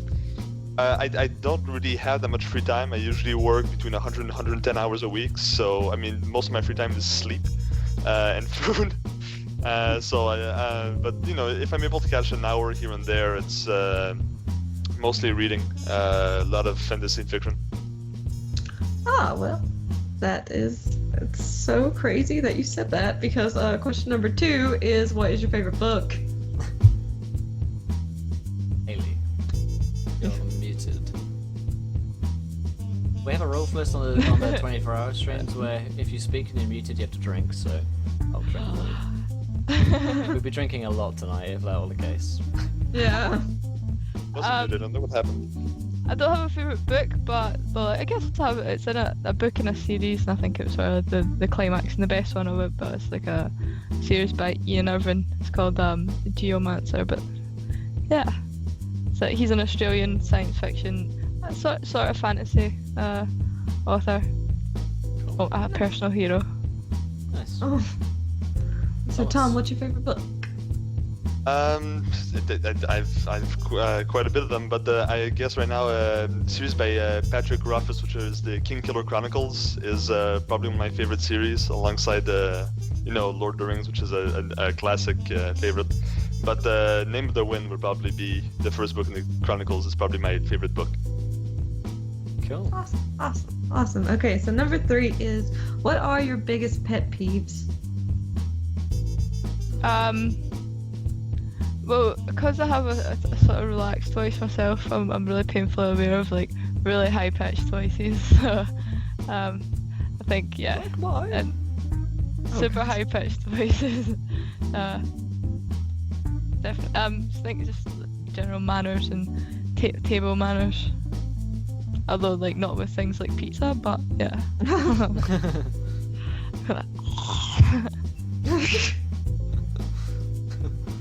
Pet peeves, Tom. On my end, I'd say it's anytime I see someone smoking near like a primary school or a bus, like places where kids pass by often, especially if I see a teacher smoking right outside the school. It's happened once or twice where I've actually ripped a cigarette out of people's hands for that reason in particular. I'm a pretty big guy, so usually people don't talk back at me if they do it, but I think they just wait till I leave, then they pull another one. But still, it's just it drives me crazy. Badass. Cool. Yeah. Alrighty. Is that all the questions? Yeah, that's all the questions. Alright, It's that's 3 looking questions. good. That's Cool. looking good. How's the ship sailing? I think this is a pretty good ship. You're a fan. I'm just saying. Okay. Alright then. So, into our third scene. So, how does a handover go? Let me in fact stop the sexy smooth jazz as much as we love it and bring back the dramatic fancy music. So, as scene 3 begins, how does the crossover go? So, Claude, where are you waiting for Tiberius and Princess Grillian? Are you going to meet them on the road? Are you going to meet them in another tavern, or any place in particular? They're gonna go quite a bit down the road. Mhm. I like playing games like that. They're gonna have to wait for it. So Gotcha. they eventually get into like a rough area. Maybe I want to say whatever takes their fancy, wooded hills. I don't care. It's just kind of rough. And they're going down the road, and suddenly they feel a little tingle on the back of their neck, and they turn around. It just kind of makes them look back, and where they've just been, there's just a big pile of cloths. And I'm kind of pretzeled up down in them, and I just slowly come out of my pose, and I just stand there and greet them. And what do you look like as we look at you for the first time? I'm pretty tall as well, but I'm not quite as built as Thomas's character probably is. When I was coming up with the idea for the character, I had a mix of somewhere between Dalsim from Street Fighter and the Pale Kids from Recess. So I'm pretty much Dalsim, but just really, really, really pale. Nice. I've got kind of oily long black hair, but you can't really see it because I have like all the cloths wrapped around my head. You just kind of see a little bit sticking out from underneath, and like I've got like a pencil beard mustache thing going on. Nice. So yeah, you guys turn around to see this man before you, and Tiberius, you'd probably recognize him as fitting the description as the man that you're handing over to on the next step of the journey. I'm just gonna look at him and kind of do a little like wave, I'm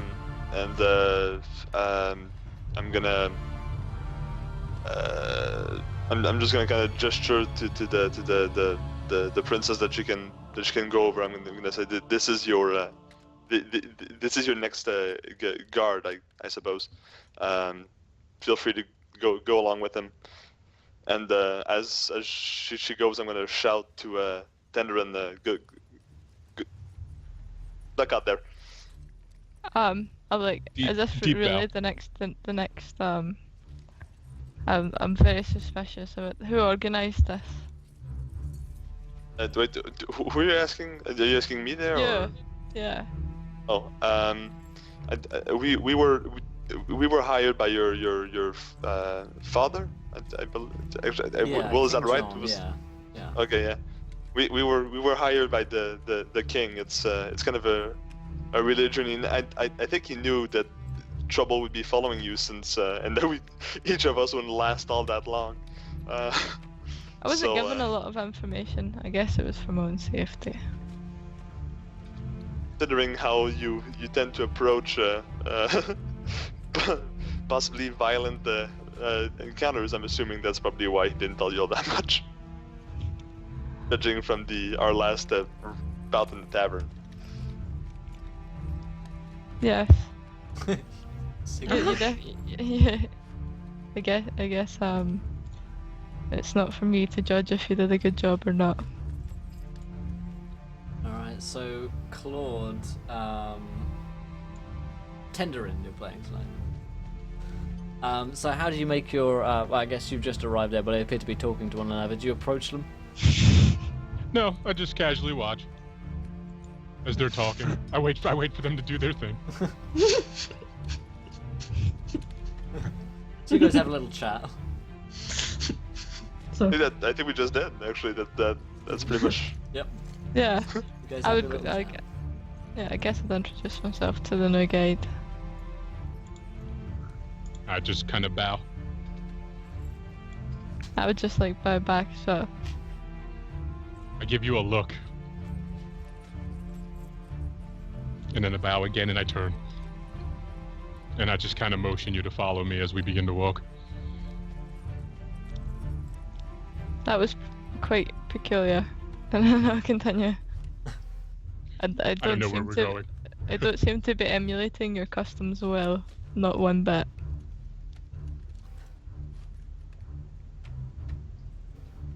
Are you saying that to me? Yeah. I kind of just give a chuckle and give you one of these. I don't understand that hand sign. You sort of got it. No, I didn't. I didn't get it. I'd like to get it. What does it mean? Silence is what it means. And I just keep walking. We have places to be. I ponder this in silence. Man of mystery. Strong silent type indeed. Cool. So you guys are heading up. Do you say goodbye to Tiberius? Yeah, I bow to him as well as we kind of walk away. I'm already reading, like walking back and reading, so I don't see any of this. Doesn't give a fuck. I just kind of shrug my shoulders. Oh, my job's done. I'm going back. Nice. Alright, so you guys are heading off, and you know, Tenderin, that your task is basically to get her to the sea where she'll be taken away on a boat for the competition, and then you guys will all meet back up in the capital in a few weeks' time for the final tournament. So yeah, you start heading off into the night. I'm assuming it's going to be like a week or so travel, so assuming you take some breaks and stuff, and Haley, you can bring Grillian back up to full hit points after taking rests over the course of the next couple of days and stuff. How's it going, ASMS? No yellow justice tonight, please. So, you guys heading off. Just roll me a survival check, whichever you guys are kind of leading the way. I'm guessing that Tenderin's probably heading off with you guys. 13, that's not bad. So yeah, you know the way pretty well. You've got a pretty good idea about where you're meant to be heading. And after about a week or so of this journey, you start coming to the kind of coast. The coast of Eros. And the wind picks up here, you're just kind of standing down on a cliff, and you can see out in the bay there is the ship which you're meant to be taking. But down below, you have to walk down the cliff, down onto the beach, down to get to it, and then probably signal to it somehow like you are there, either like with a fire or something like that, or like a flag, I don't know. Find out some way to signal to it. And as we find ourselves probably at about it's mid-afternoon when you arrive, but the sun is still high.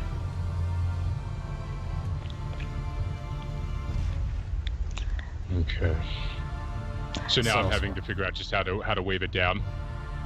Yeah, there's a path running down there. It looks a little bit treacherous. You might have to finagle it a little bit. Okay. I kind of start stepping down, like moving my way down, and I kind of put my hand up towards her to kind of help her step down with me as well. Okay. You guys can both roll me just acrobatics checks as you're going down this going down the cliffside. the moist coast of Eros. Yep.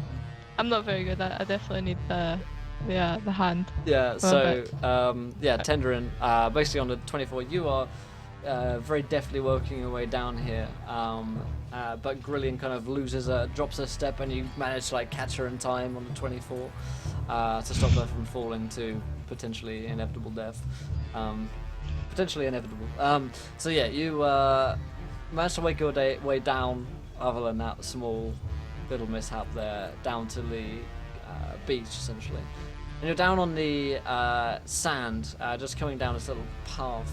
Here, in fact, we spot some figures on the beach here, and let me bring you to it here. So you guys are roughly where I put you there, and let me bring in Tender in there. There you go, dude. And just a little bit more here. And you see about 4 figures down here on the coast, and a little rowboat there, which they've arrived on, and they appear to be wearing kind of mismatched outfits. They appear to be armed and carrying weapons of different sorts. They appear to be kind of looting the debris that's kind of washed up on shore here. So what do you guys do? And I will obviously start the clock of doom. You heard me. There we go. I'm not used to this terrain. I don't like it. There's no interesting plants here, really. Okay. I'd rather avoid the beach. All right. Let me see It's if we can make our basically way the one- around. There's basically the one route down. This is like the only kind of stretch of beach. The beach goes on further down here, but you found like the one path down the beach.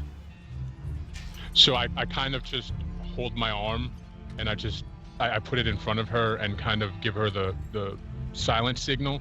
I'm guessing I can see that guy down at the bottom right there. Yeah, you can see the guys down there. Okay, I tell her to hold off for a second. I want to see if there's anything like a rock or something that I can kind of toss to distract him with to get him to kind of look our way. Sure. Yeah, there's rocks nearby. It's the beach.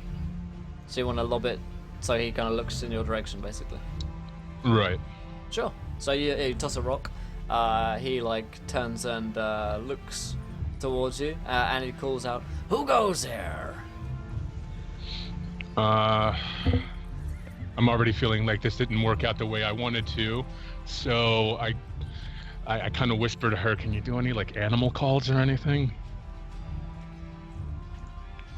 I just like hiss at him like like a lizard. I'm a snake. Maybe like a wee bit of smoke.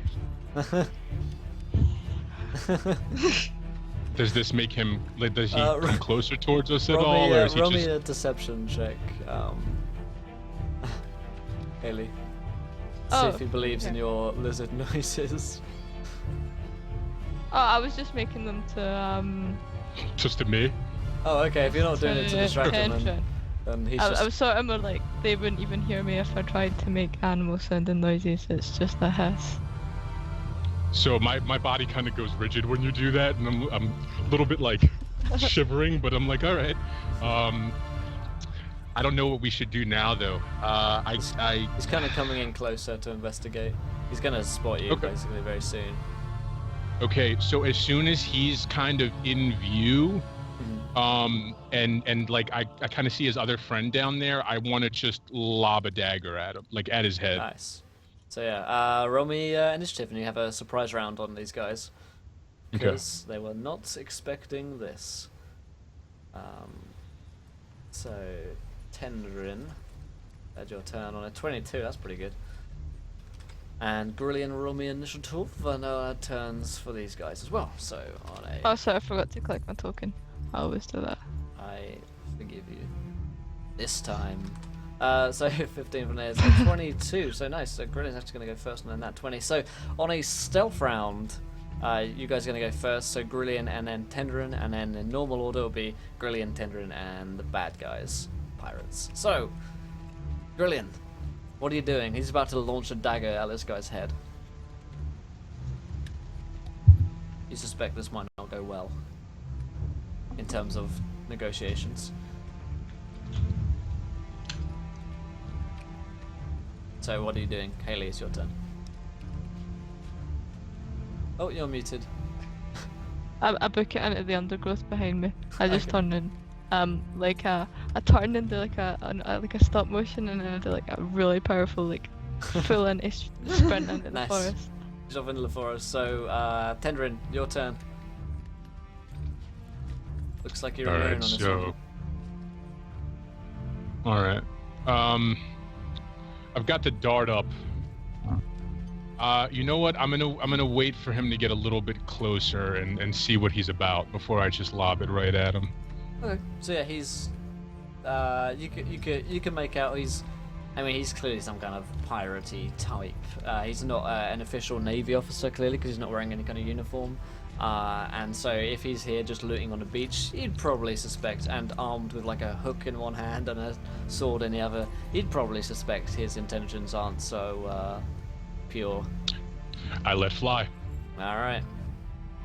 So give me that roll for 21, which is a hit for how much damage?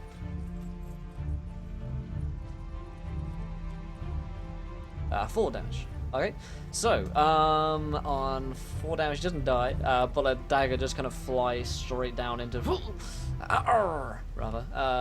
And so end of surprise round.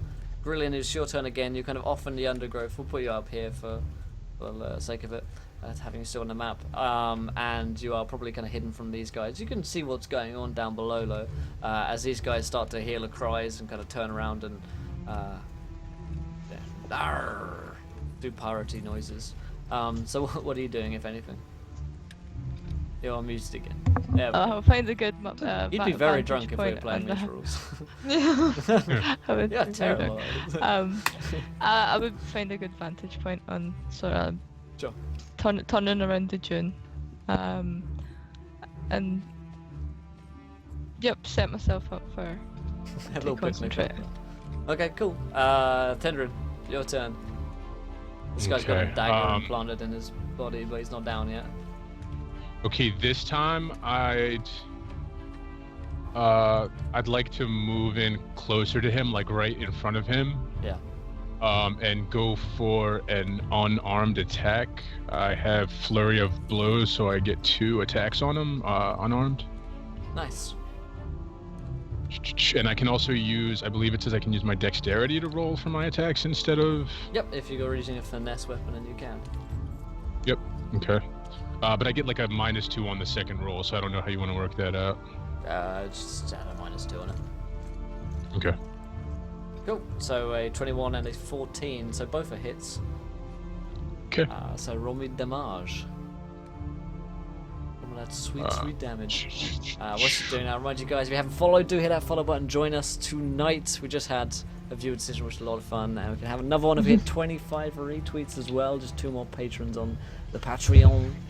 And yeah, 6 shows this week, 5 most weeks. I believe. Sorry, go ahead. No. Give me that damage.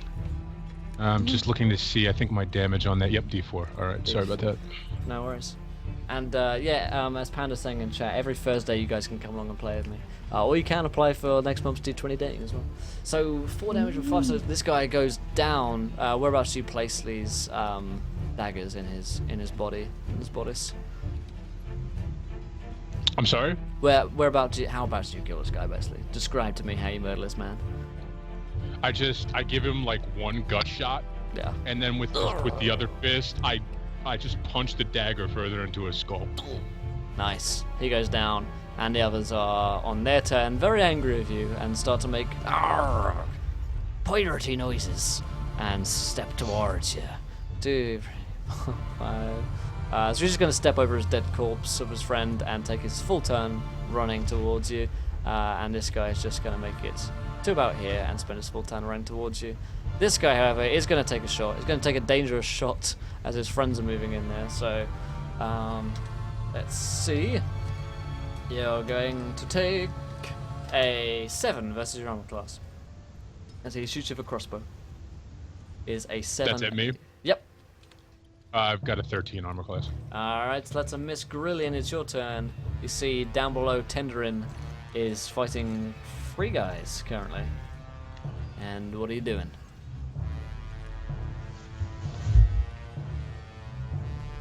Are you muted again, I think Haley? you're muted. I think you might be the worst person ever at being muted. It's because I'm muted, so that I don't sound like Darth Vader when I'm vaping. Yeah, no, it's I cool. just ran out of batteries. So it's fine. It's alright. I'll blow a little, holding my U spear as a focus. I'll blow a little magic into my hands until it goes to a powerful fireball, Nice. and I'll toss it down into the.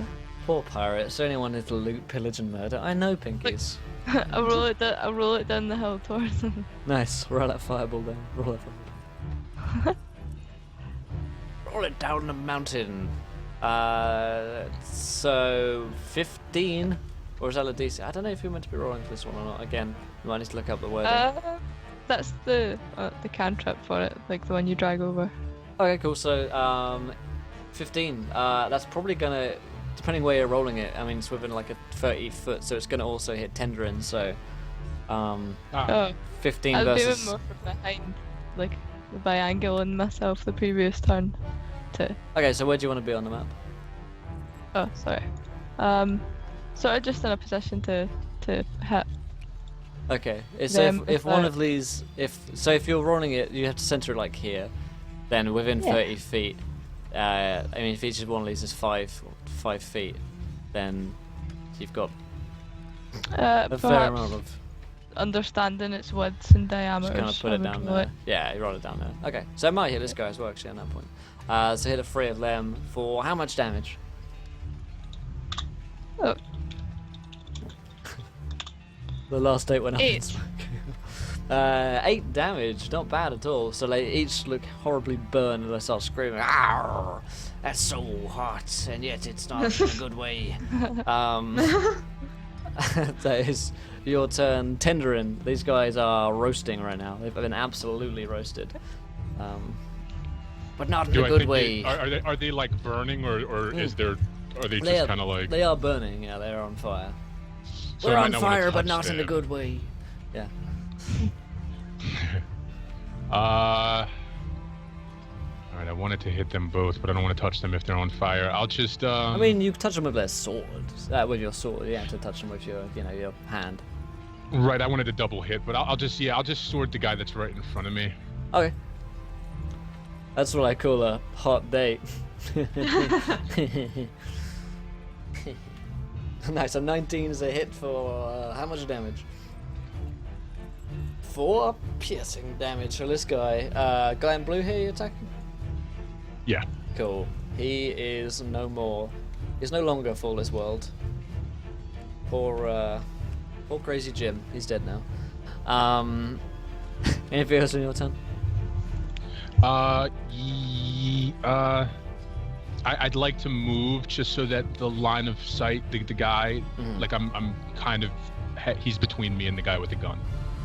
Like I just kind of like to sidestep. Sure. Nice. All right then. These guys turn. He's the pirate here is going to take an attack. This guy is actually going to shoot up at Grillian. So we'll do the attack against Grillian first for a 18 versus your armor class, Grillian. Yeah, that's a hit. There's no cover in 5e, right? Well, I mean, you probably don't could think be in cover. I could give him disadvantage because you're probably hiding up there on the cliff, aren't you? So let's just say. Yeah, the June. Yeah, he's disadvantage. So on a 5, it just pings off against a shrub. This guy is going to attack Tenderin for a mighty. For sure. Mighty 21 versus your armor class. Definitely hits. didn't realize Mitch was in this game. Sure. You take 2 damage. Sure. 2 damage from this guy as he buries a hatchet into your arm. Grillian, it's your turn. This chap here was being rather mean and attempting to shoot your body. What are you doing on your turn? And check if you're muted as well. Nope. Yeah, nailed it.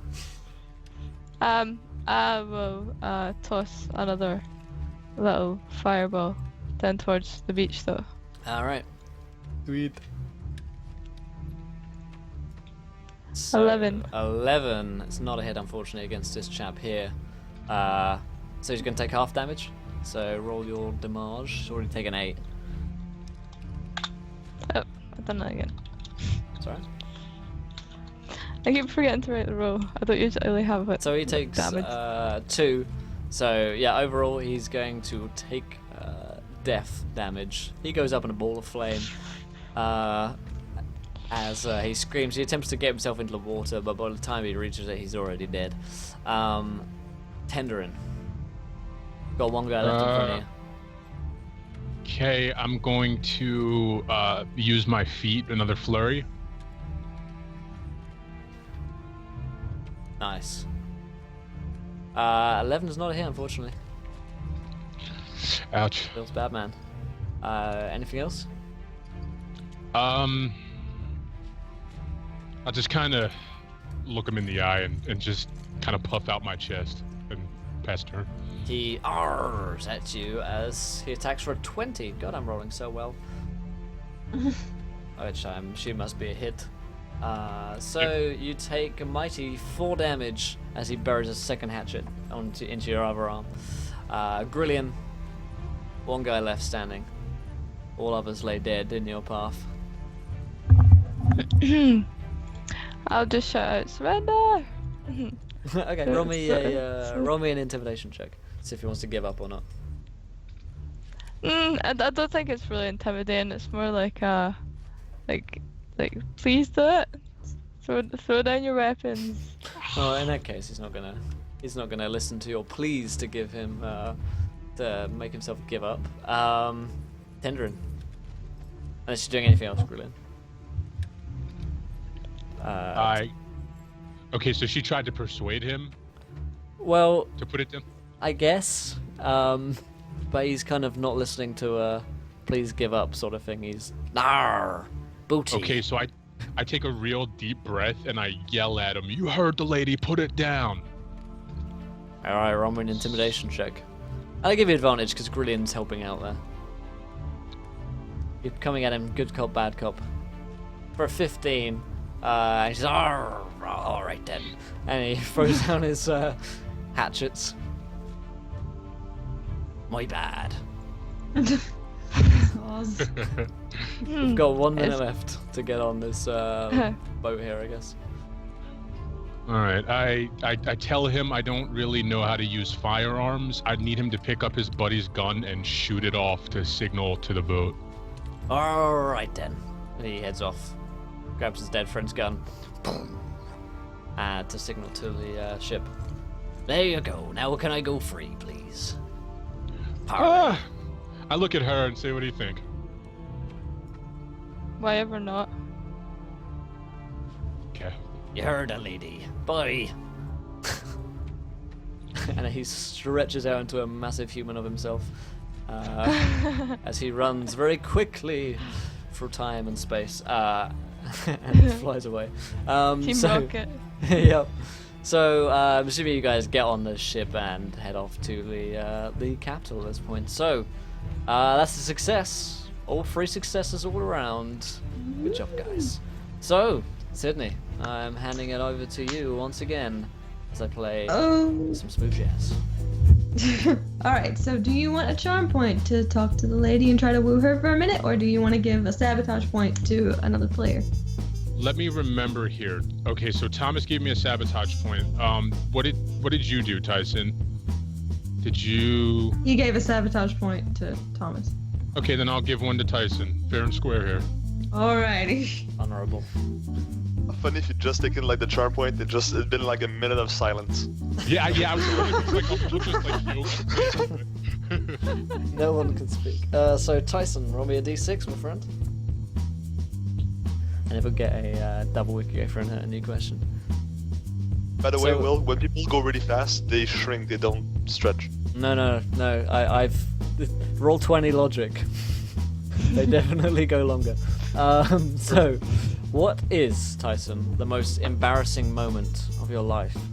Oh gosh. Okay, I wrote this 5 weeks ago, or even longer than that. So please give me hints. Alright, you were the host for a stage production. I think this is you. Yeah, that's me. Yeah, Yeah, host I for was- stage production. Yeah, I think that was I was the host for a stage production, and like I was the host, and I was on stage, and this wasn't even the first show. This was like the second or third day, and then I It just was the forgot third. all of my lines, and that was the. It doesn't seem like much. That was just the most embarrassing thing in my entire life. It was Did you just freeze up on stage? no. I had to ad-lib my lines. Ah. But it was like a half-second pause, and it felt like the longest half-second ever. And some people told me that they're like, "Oh, I thought you did that on purpose." I'm like, "No, I forgot all of my lines." That sucks. That Sucks. sucks. So, questions. Yes, okay, so now we got 3 questions. You know the drill. Is there going to be a wedding? Is there not? We'll find out with this. Haley, you're going to go first. So, if you could travel anywhere in the world, where would it be? Probably Iceland. I'd like to go scuba diving there. Ooh, cool. Nice. Yeah. So my mum's going to Iceland. Claude.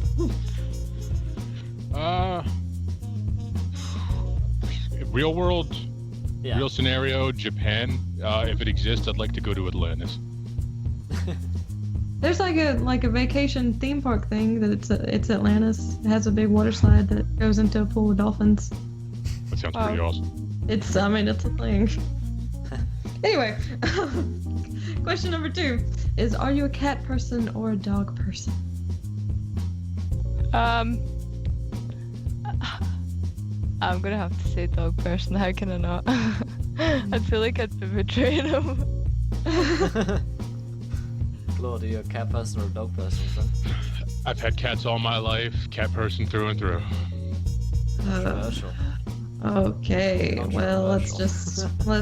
let's no Cat comment. fight Number becomes- 3. Let's move on. Okay, so number 3 is: what's your favorite TV show?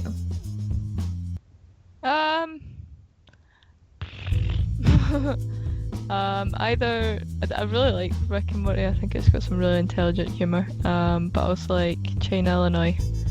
It's got some really unusual humor, I guess. Both are funny. Gotcha. Claude, favorite TV show? If we're talking about all time, I want to say The Last Airbender and Curb Your Enthusiasm are kind of tied. If we're talking about right now, I don't watch too much TV. My dog's called Prince to go after obviously the Yeah. soon-to-be Fire Lord. Does he have a Awesome. scar on his face? No, but it was the runt of the litter, and his sisters bullied him and things like that, and wouldn't let him eat. So it was a very fun name. It was sort of like the mummy's boy.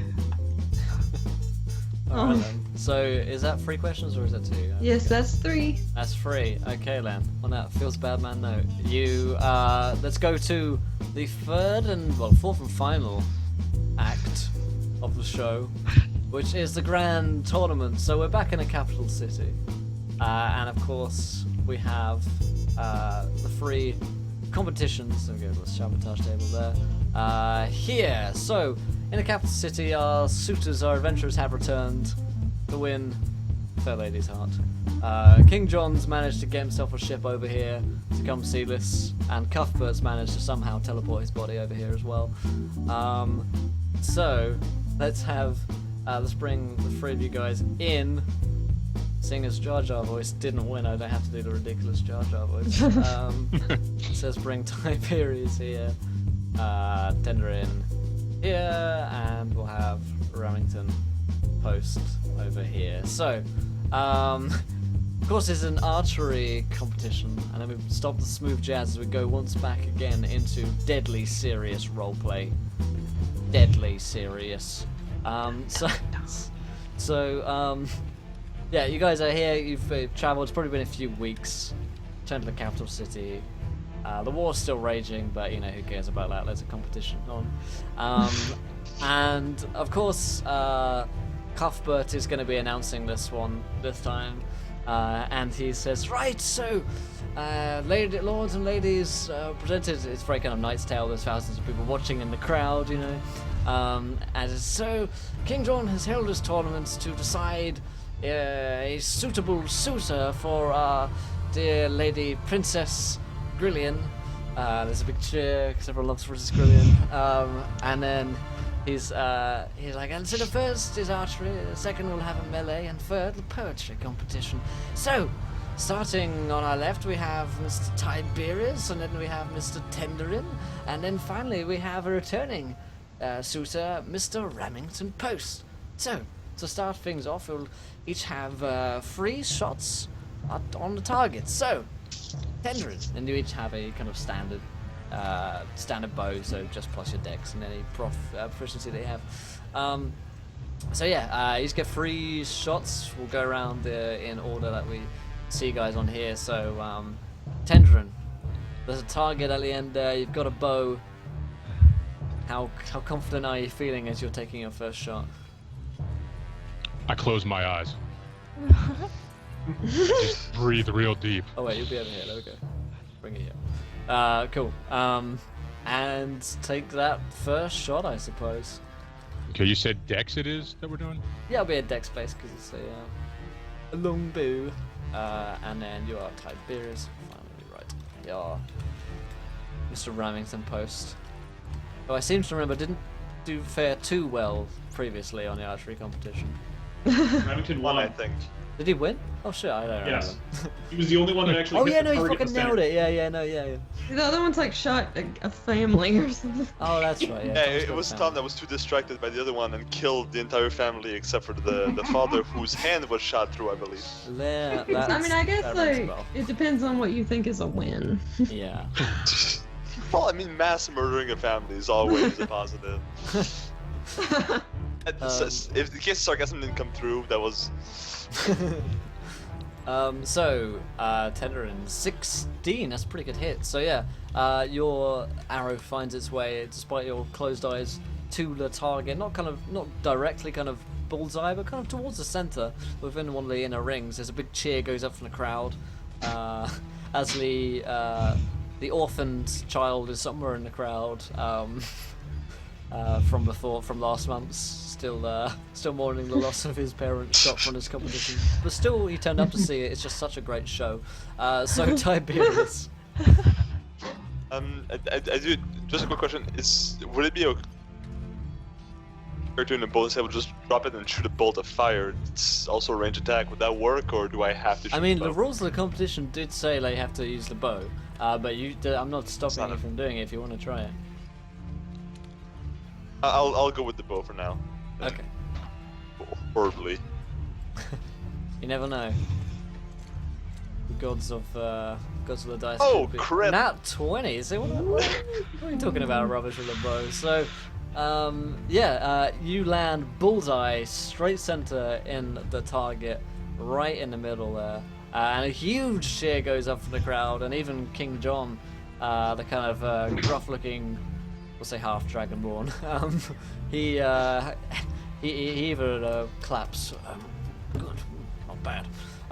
And Tyson Remington Post, finally it's you, my friend. He just takes a deep breath, turns to both of them, nods in approval, aims, and lets loose. All right. An 11. 11. So Yep. it just kind of hits the edge of the target, essentially. You're kind of right on that. Kind of, just it's gone very kind of Roman gladiator here. Everyone looks at the princess. No. So yeah, 11 just hits the edge. And I think in the interest of time, we'll just have one more round of archery. So, Tendrin, give me Okay, another roll. I turn away from the target this time, Mhm.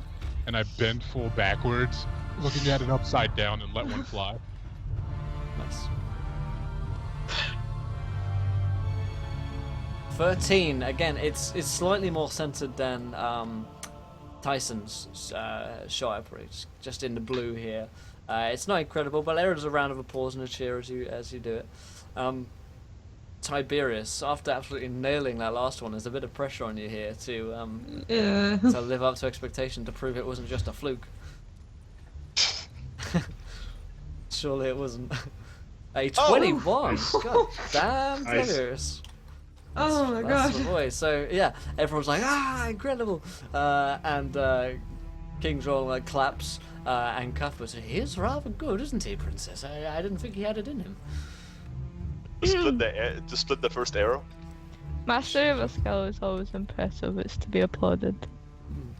I can only agree. Tyson Remington Post, you're next up.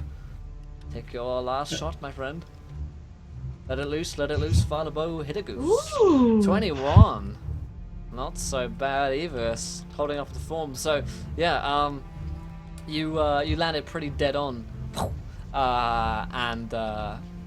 And there's a huge cheer as games like the previous champion, Tyson Remington Post. And at the end of this, after a huge round of applause, ladies and gentlemen, I can announce that the winner of this first competition is Mr. Tiberius. It kind of stands there awkwardly, like he's not even sure how to hold the bow. I've Just never used this. Remington walks over to Tiberius and shakes his hand and just like, That was really good. Thank you. Your last shot was very impressive as well.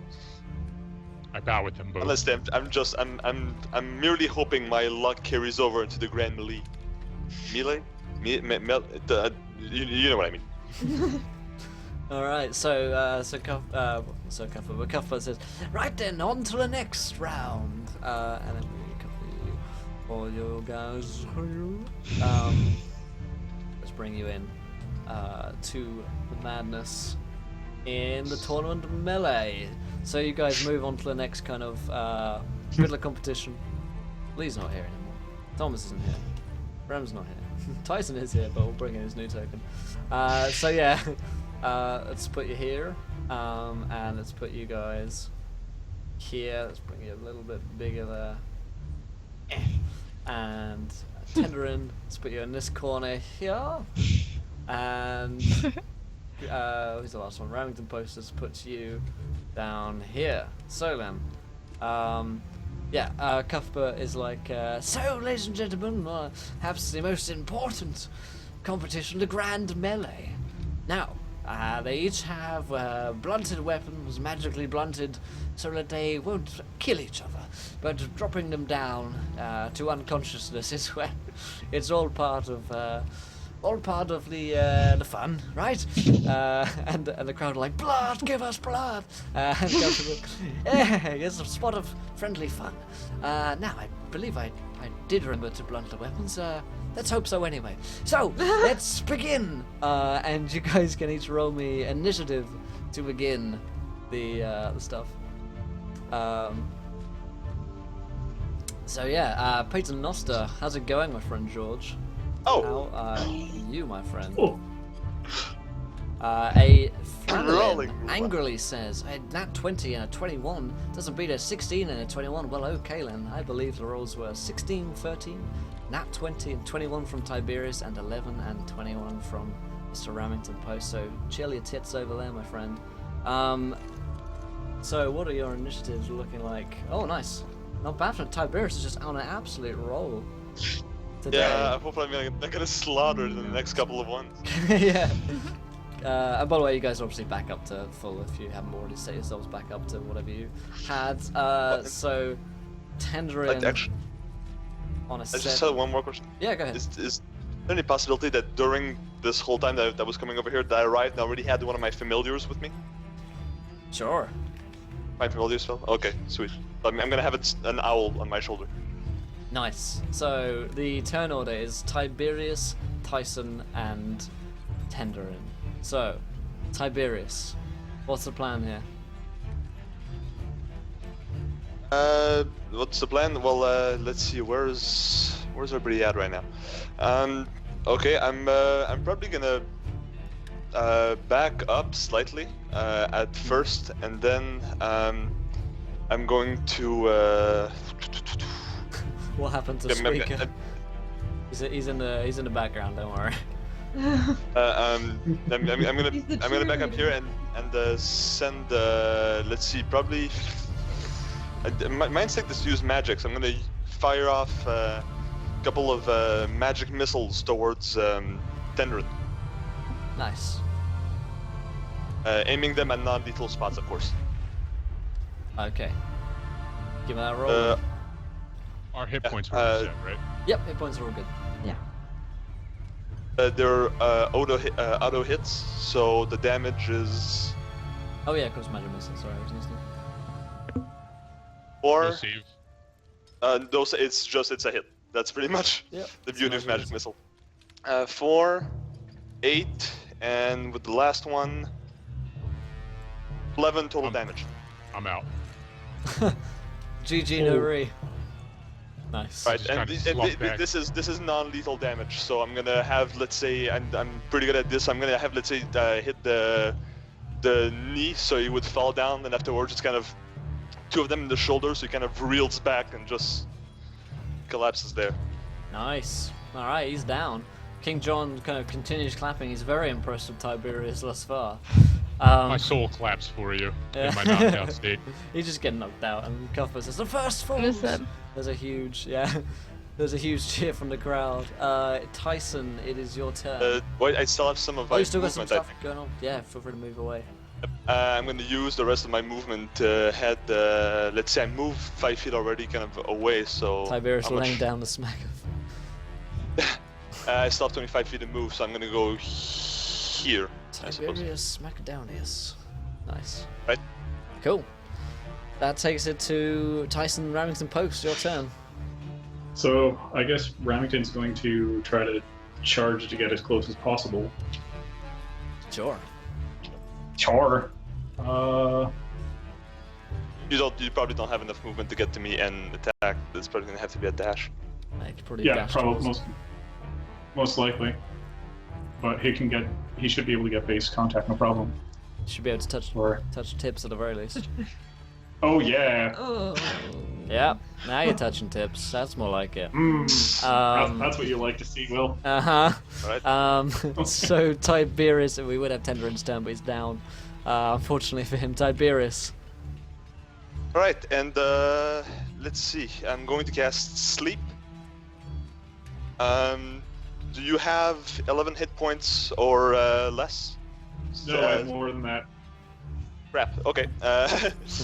Well, that's pretty much my turn. And since I don't want to get an attack of opportunity, that's gonna be That'll be bad. So that takes us to Tyson's turn. Yeah, so Ramkin would just swing his Warhammer. Sure. Sure. 7. Is 7. that a hit? No luck. Shouldn't be. Probably not. So anything else your turn, or back to Tiberius? I think that's it. All right then, Tiberius, my friend. Right. I have the I'm a feat variant human, so I have the feature magic initiate, and the kind of bonus spell thing is shield, so that I can actually cast it without expending a spell slot. Nice. Not shield, sorry, sleep. I can cast it without expending a spell slot. I'm gonna cast it again and hope to get more than his hit points. Cool. 11 again. That's unfortunate. A series of failures. Yeah, that's 5d8. That's I was out in one shot. Oh man. I was going. Down. I mean, it probably looks really cool with like those splashes of magic Yeah. and hammers. because that was kind of the point. It was taking him out first because I can't sleep elves, and then it was to get you with this. But my sleep is failing me on this. All right, So- and actually, my owl's got attack as Sorry. well. I forgot Yeah. about that. Sorry. Yeah, go ahead. That's Okay. just a d20 plus 3. Sorry for my owl. All You right. have to match or beat 18. Okay. You won't, but you know. Oh, 21. Okay, so that's ready. You take 1 damage. Nice. Ah. Savage. 1 slashing damage. Fucking savage. Oh. Okay. Well, Alright. at least I didn't go down like without a fight. Yep. Yeah, Tyson. the 6 is not gonna hit. Yeah, 6 Yeah. is not a hit. So swinging back again to Tiberius' turn. Well, like Yeah. round No, 25, they're doing nothing. The crowd Probably like, looks really kill cool. him, kill Okay, him. I'm actually gonna cast a minor illusion, and the minor illusion I'm gonna create is going to be Renton is gonna see kind of an opaque blindfold appear around his face. So to him, it's gonna look like as there's just a blindfold in front of him, Aw. like on him. So I'm gonna incur the minor illusion onto his face itself. Do I have a saving That's throw an against that? intelligence. Well, I Intelligence? mean, it's within. It's a 5 foot. It's an Okay. object no bigger than a 5 foot cube. Okay, well, since I'm a rock gnome, I have advantage on saving throws for saving against intelligence against magic. It's not a saving throw. It's just a regular check. It's a Okay. regular intelligence check, I believe. You sure? Investigation. It's an investigation check against a spell save DC. It's investigation. Yep. Intelligence Okay. investigation check against your spell save DC. Okay. That sucks. Just can't see me right now. You can see. 13. That will that pass? No, that will not pass. Wow. Nice. alright. Alright, So I am going to. Is disengage a movement or an action in itself? disengage is an action, yeah. Okay, well, So you spend your I'm turn gonna disengaging, I I'm believe. gonna move away. Uh-huh. I'm gonna move away and take the attack of opportunity, I guess. Alright. So you What are my negatives for having the illusion on my face? Well, you can't see. That's pretty much it. So Okay. disadvantage, I guess. Disadvantage works for me. Yeah, okay. Works a treat. Is And your that AC will- 13? My AC is 13. Yeah, Nice so as a hit, man. that's it. Yep. Is that a hit or is that not a hit? Yep, straight on. That equal was a to hit your 'cause that was a great one. 22 and a 13. And 10, so I am down. Ah, you did well, Ah, but crap. not quite enough. So, Cuthbert announces a crowd cheer.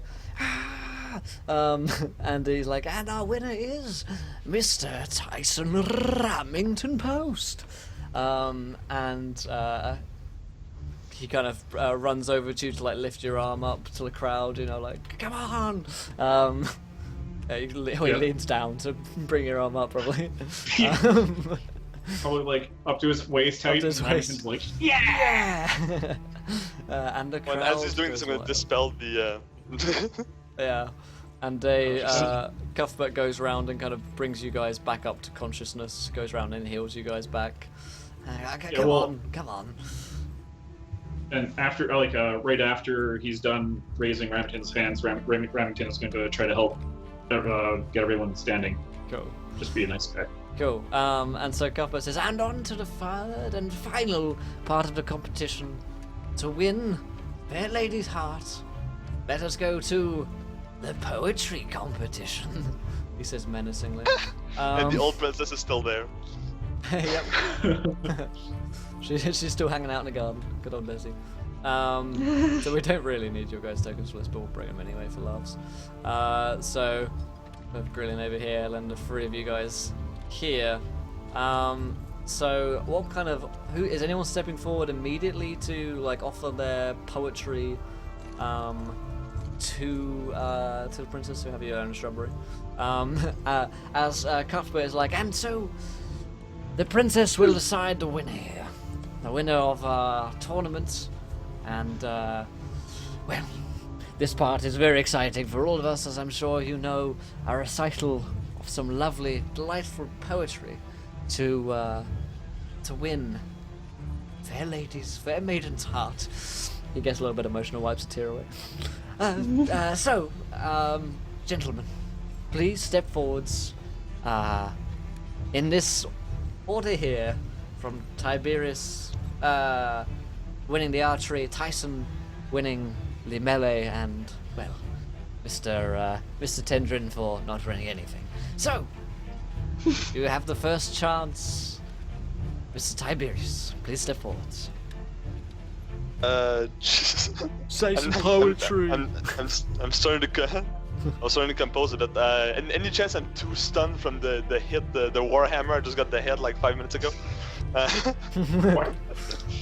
There's a reasonable amount of time for you guys to kind of be healed and back to feeling okay-ish at least. I seem a bit more interested in this than the previous activities. Yeah, King John kind of leans over and he's like, oh, "What do you think so far?" I think the skill at archery was interesting. I don't really see the result of or the purpose of the last event. A man's strength at arms is most important, dear. You will see this in time. Step forwards, Mr. Tiberius. Tell us your poetry. He seems rather disinterested in this. And Tiberius is gonna kind of walk up. He's gonna have like a small piece of paper in his hand. He's just gonna be completely shaking because he's extremely nervous, and he never does this. So just in a very thin voice, it's gonna be through wisps of smoke, a draconic visage, bearing ancestral pride. Finding besides her was a privilege, traveling side by side. Her knowledge of nature, impressive by any standard, worthy of praise by many poets and scholars. And then he's just gonna, the paper's gonna drop and he's gonna kind of bow down and go back. Yeah, I'll stand up to clap. Yeah, there's a big round of applause from the crowd. And Cuthbert says, not bad at all.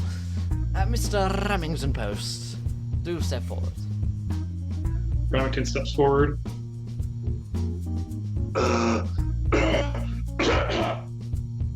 Clears his throat. Your words are harsh and can be insulting. Still glad we met and experiences resulting. I'm sorry you had to see a dark spot in my life, but I'm grateful you saved me from more strife. Your words can be harsh, but you are quite kind. I hope that you will let me help you find more things to study, as I do believe I may not help much, but want to achieve great things with you in places we have yet to see. Would you wish to head to such places with me? Congrats. Steps back. Nailed it. Wow. Cuthbert, he's wiping tears away. Yeah, women in the crowd are just. Oh. It's so beautiful. You see women slapping their husbands like, why can't you do this? And finally, Mr. I Tendrin. guess we set up an applause also. Tendrin, please do. Step forward. I step forward a little bit and I hit my most intense constricted yoga pose yet. My eyes kind of go white, and a voice almost not mine comes forth. It's Aang. That's our state. The fires within you, you unleashed upon our foes. Like the plant life you love, I felt my fancy for you grow. Fate had us meet, the chances were but a fraction in a million, but now my burning passion roars, like the dragon lady Grillion. Hello. Ooh. Crowd goes wild. So Cuthbert kind of sorry. I'm good, I'm fine. Princess, please tell us. Holy crap. Tell us who is the winner of D20 dating this this month. To go on a D20 date on you at some point in the future. Well, I think Ramington's poem was well crafted and well written, but lacked the yeah, it lacks something. Tiberius seemed to come from the heart. It's clearly put in a lot of effort and genuine. We Dragonborn value honesty and genuineness quite highly, and I was surprised by Tenderin. Yeah, weren't we all? I'm struggling with my character seems to struggle. It's not enough G's and G's and S's. she almost can't seem to pronounce your name. She says, I found this one appealed to my ego the most though. Yes, I can see that. Flattery will get you everywhere. Indeed, it got you here to the capital. So, Princess, who is the winner? Of the poetry competition or of all? Of the entire thing.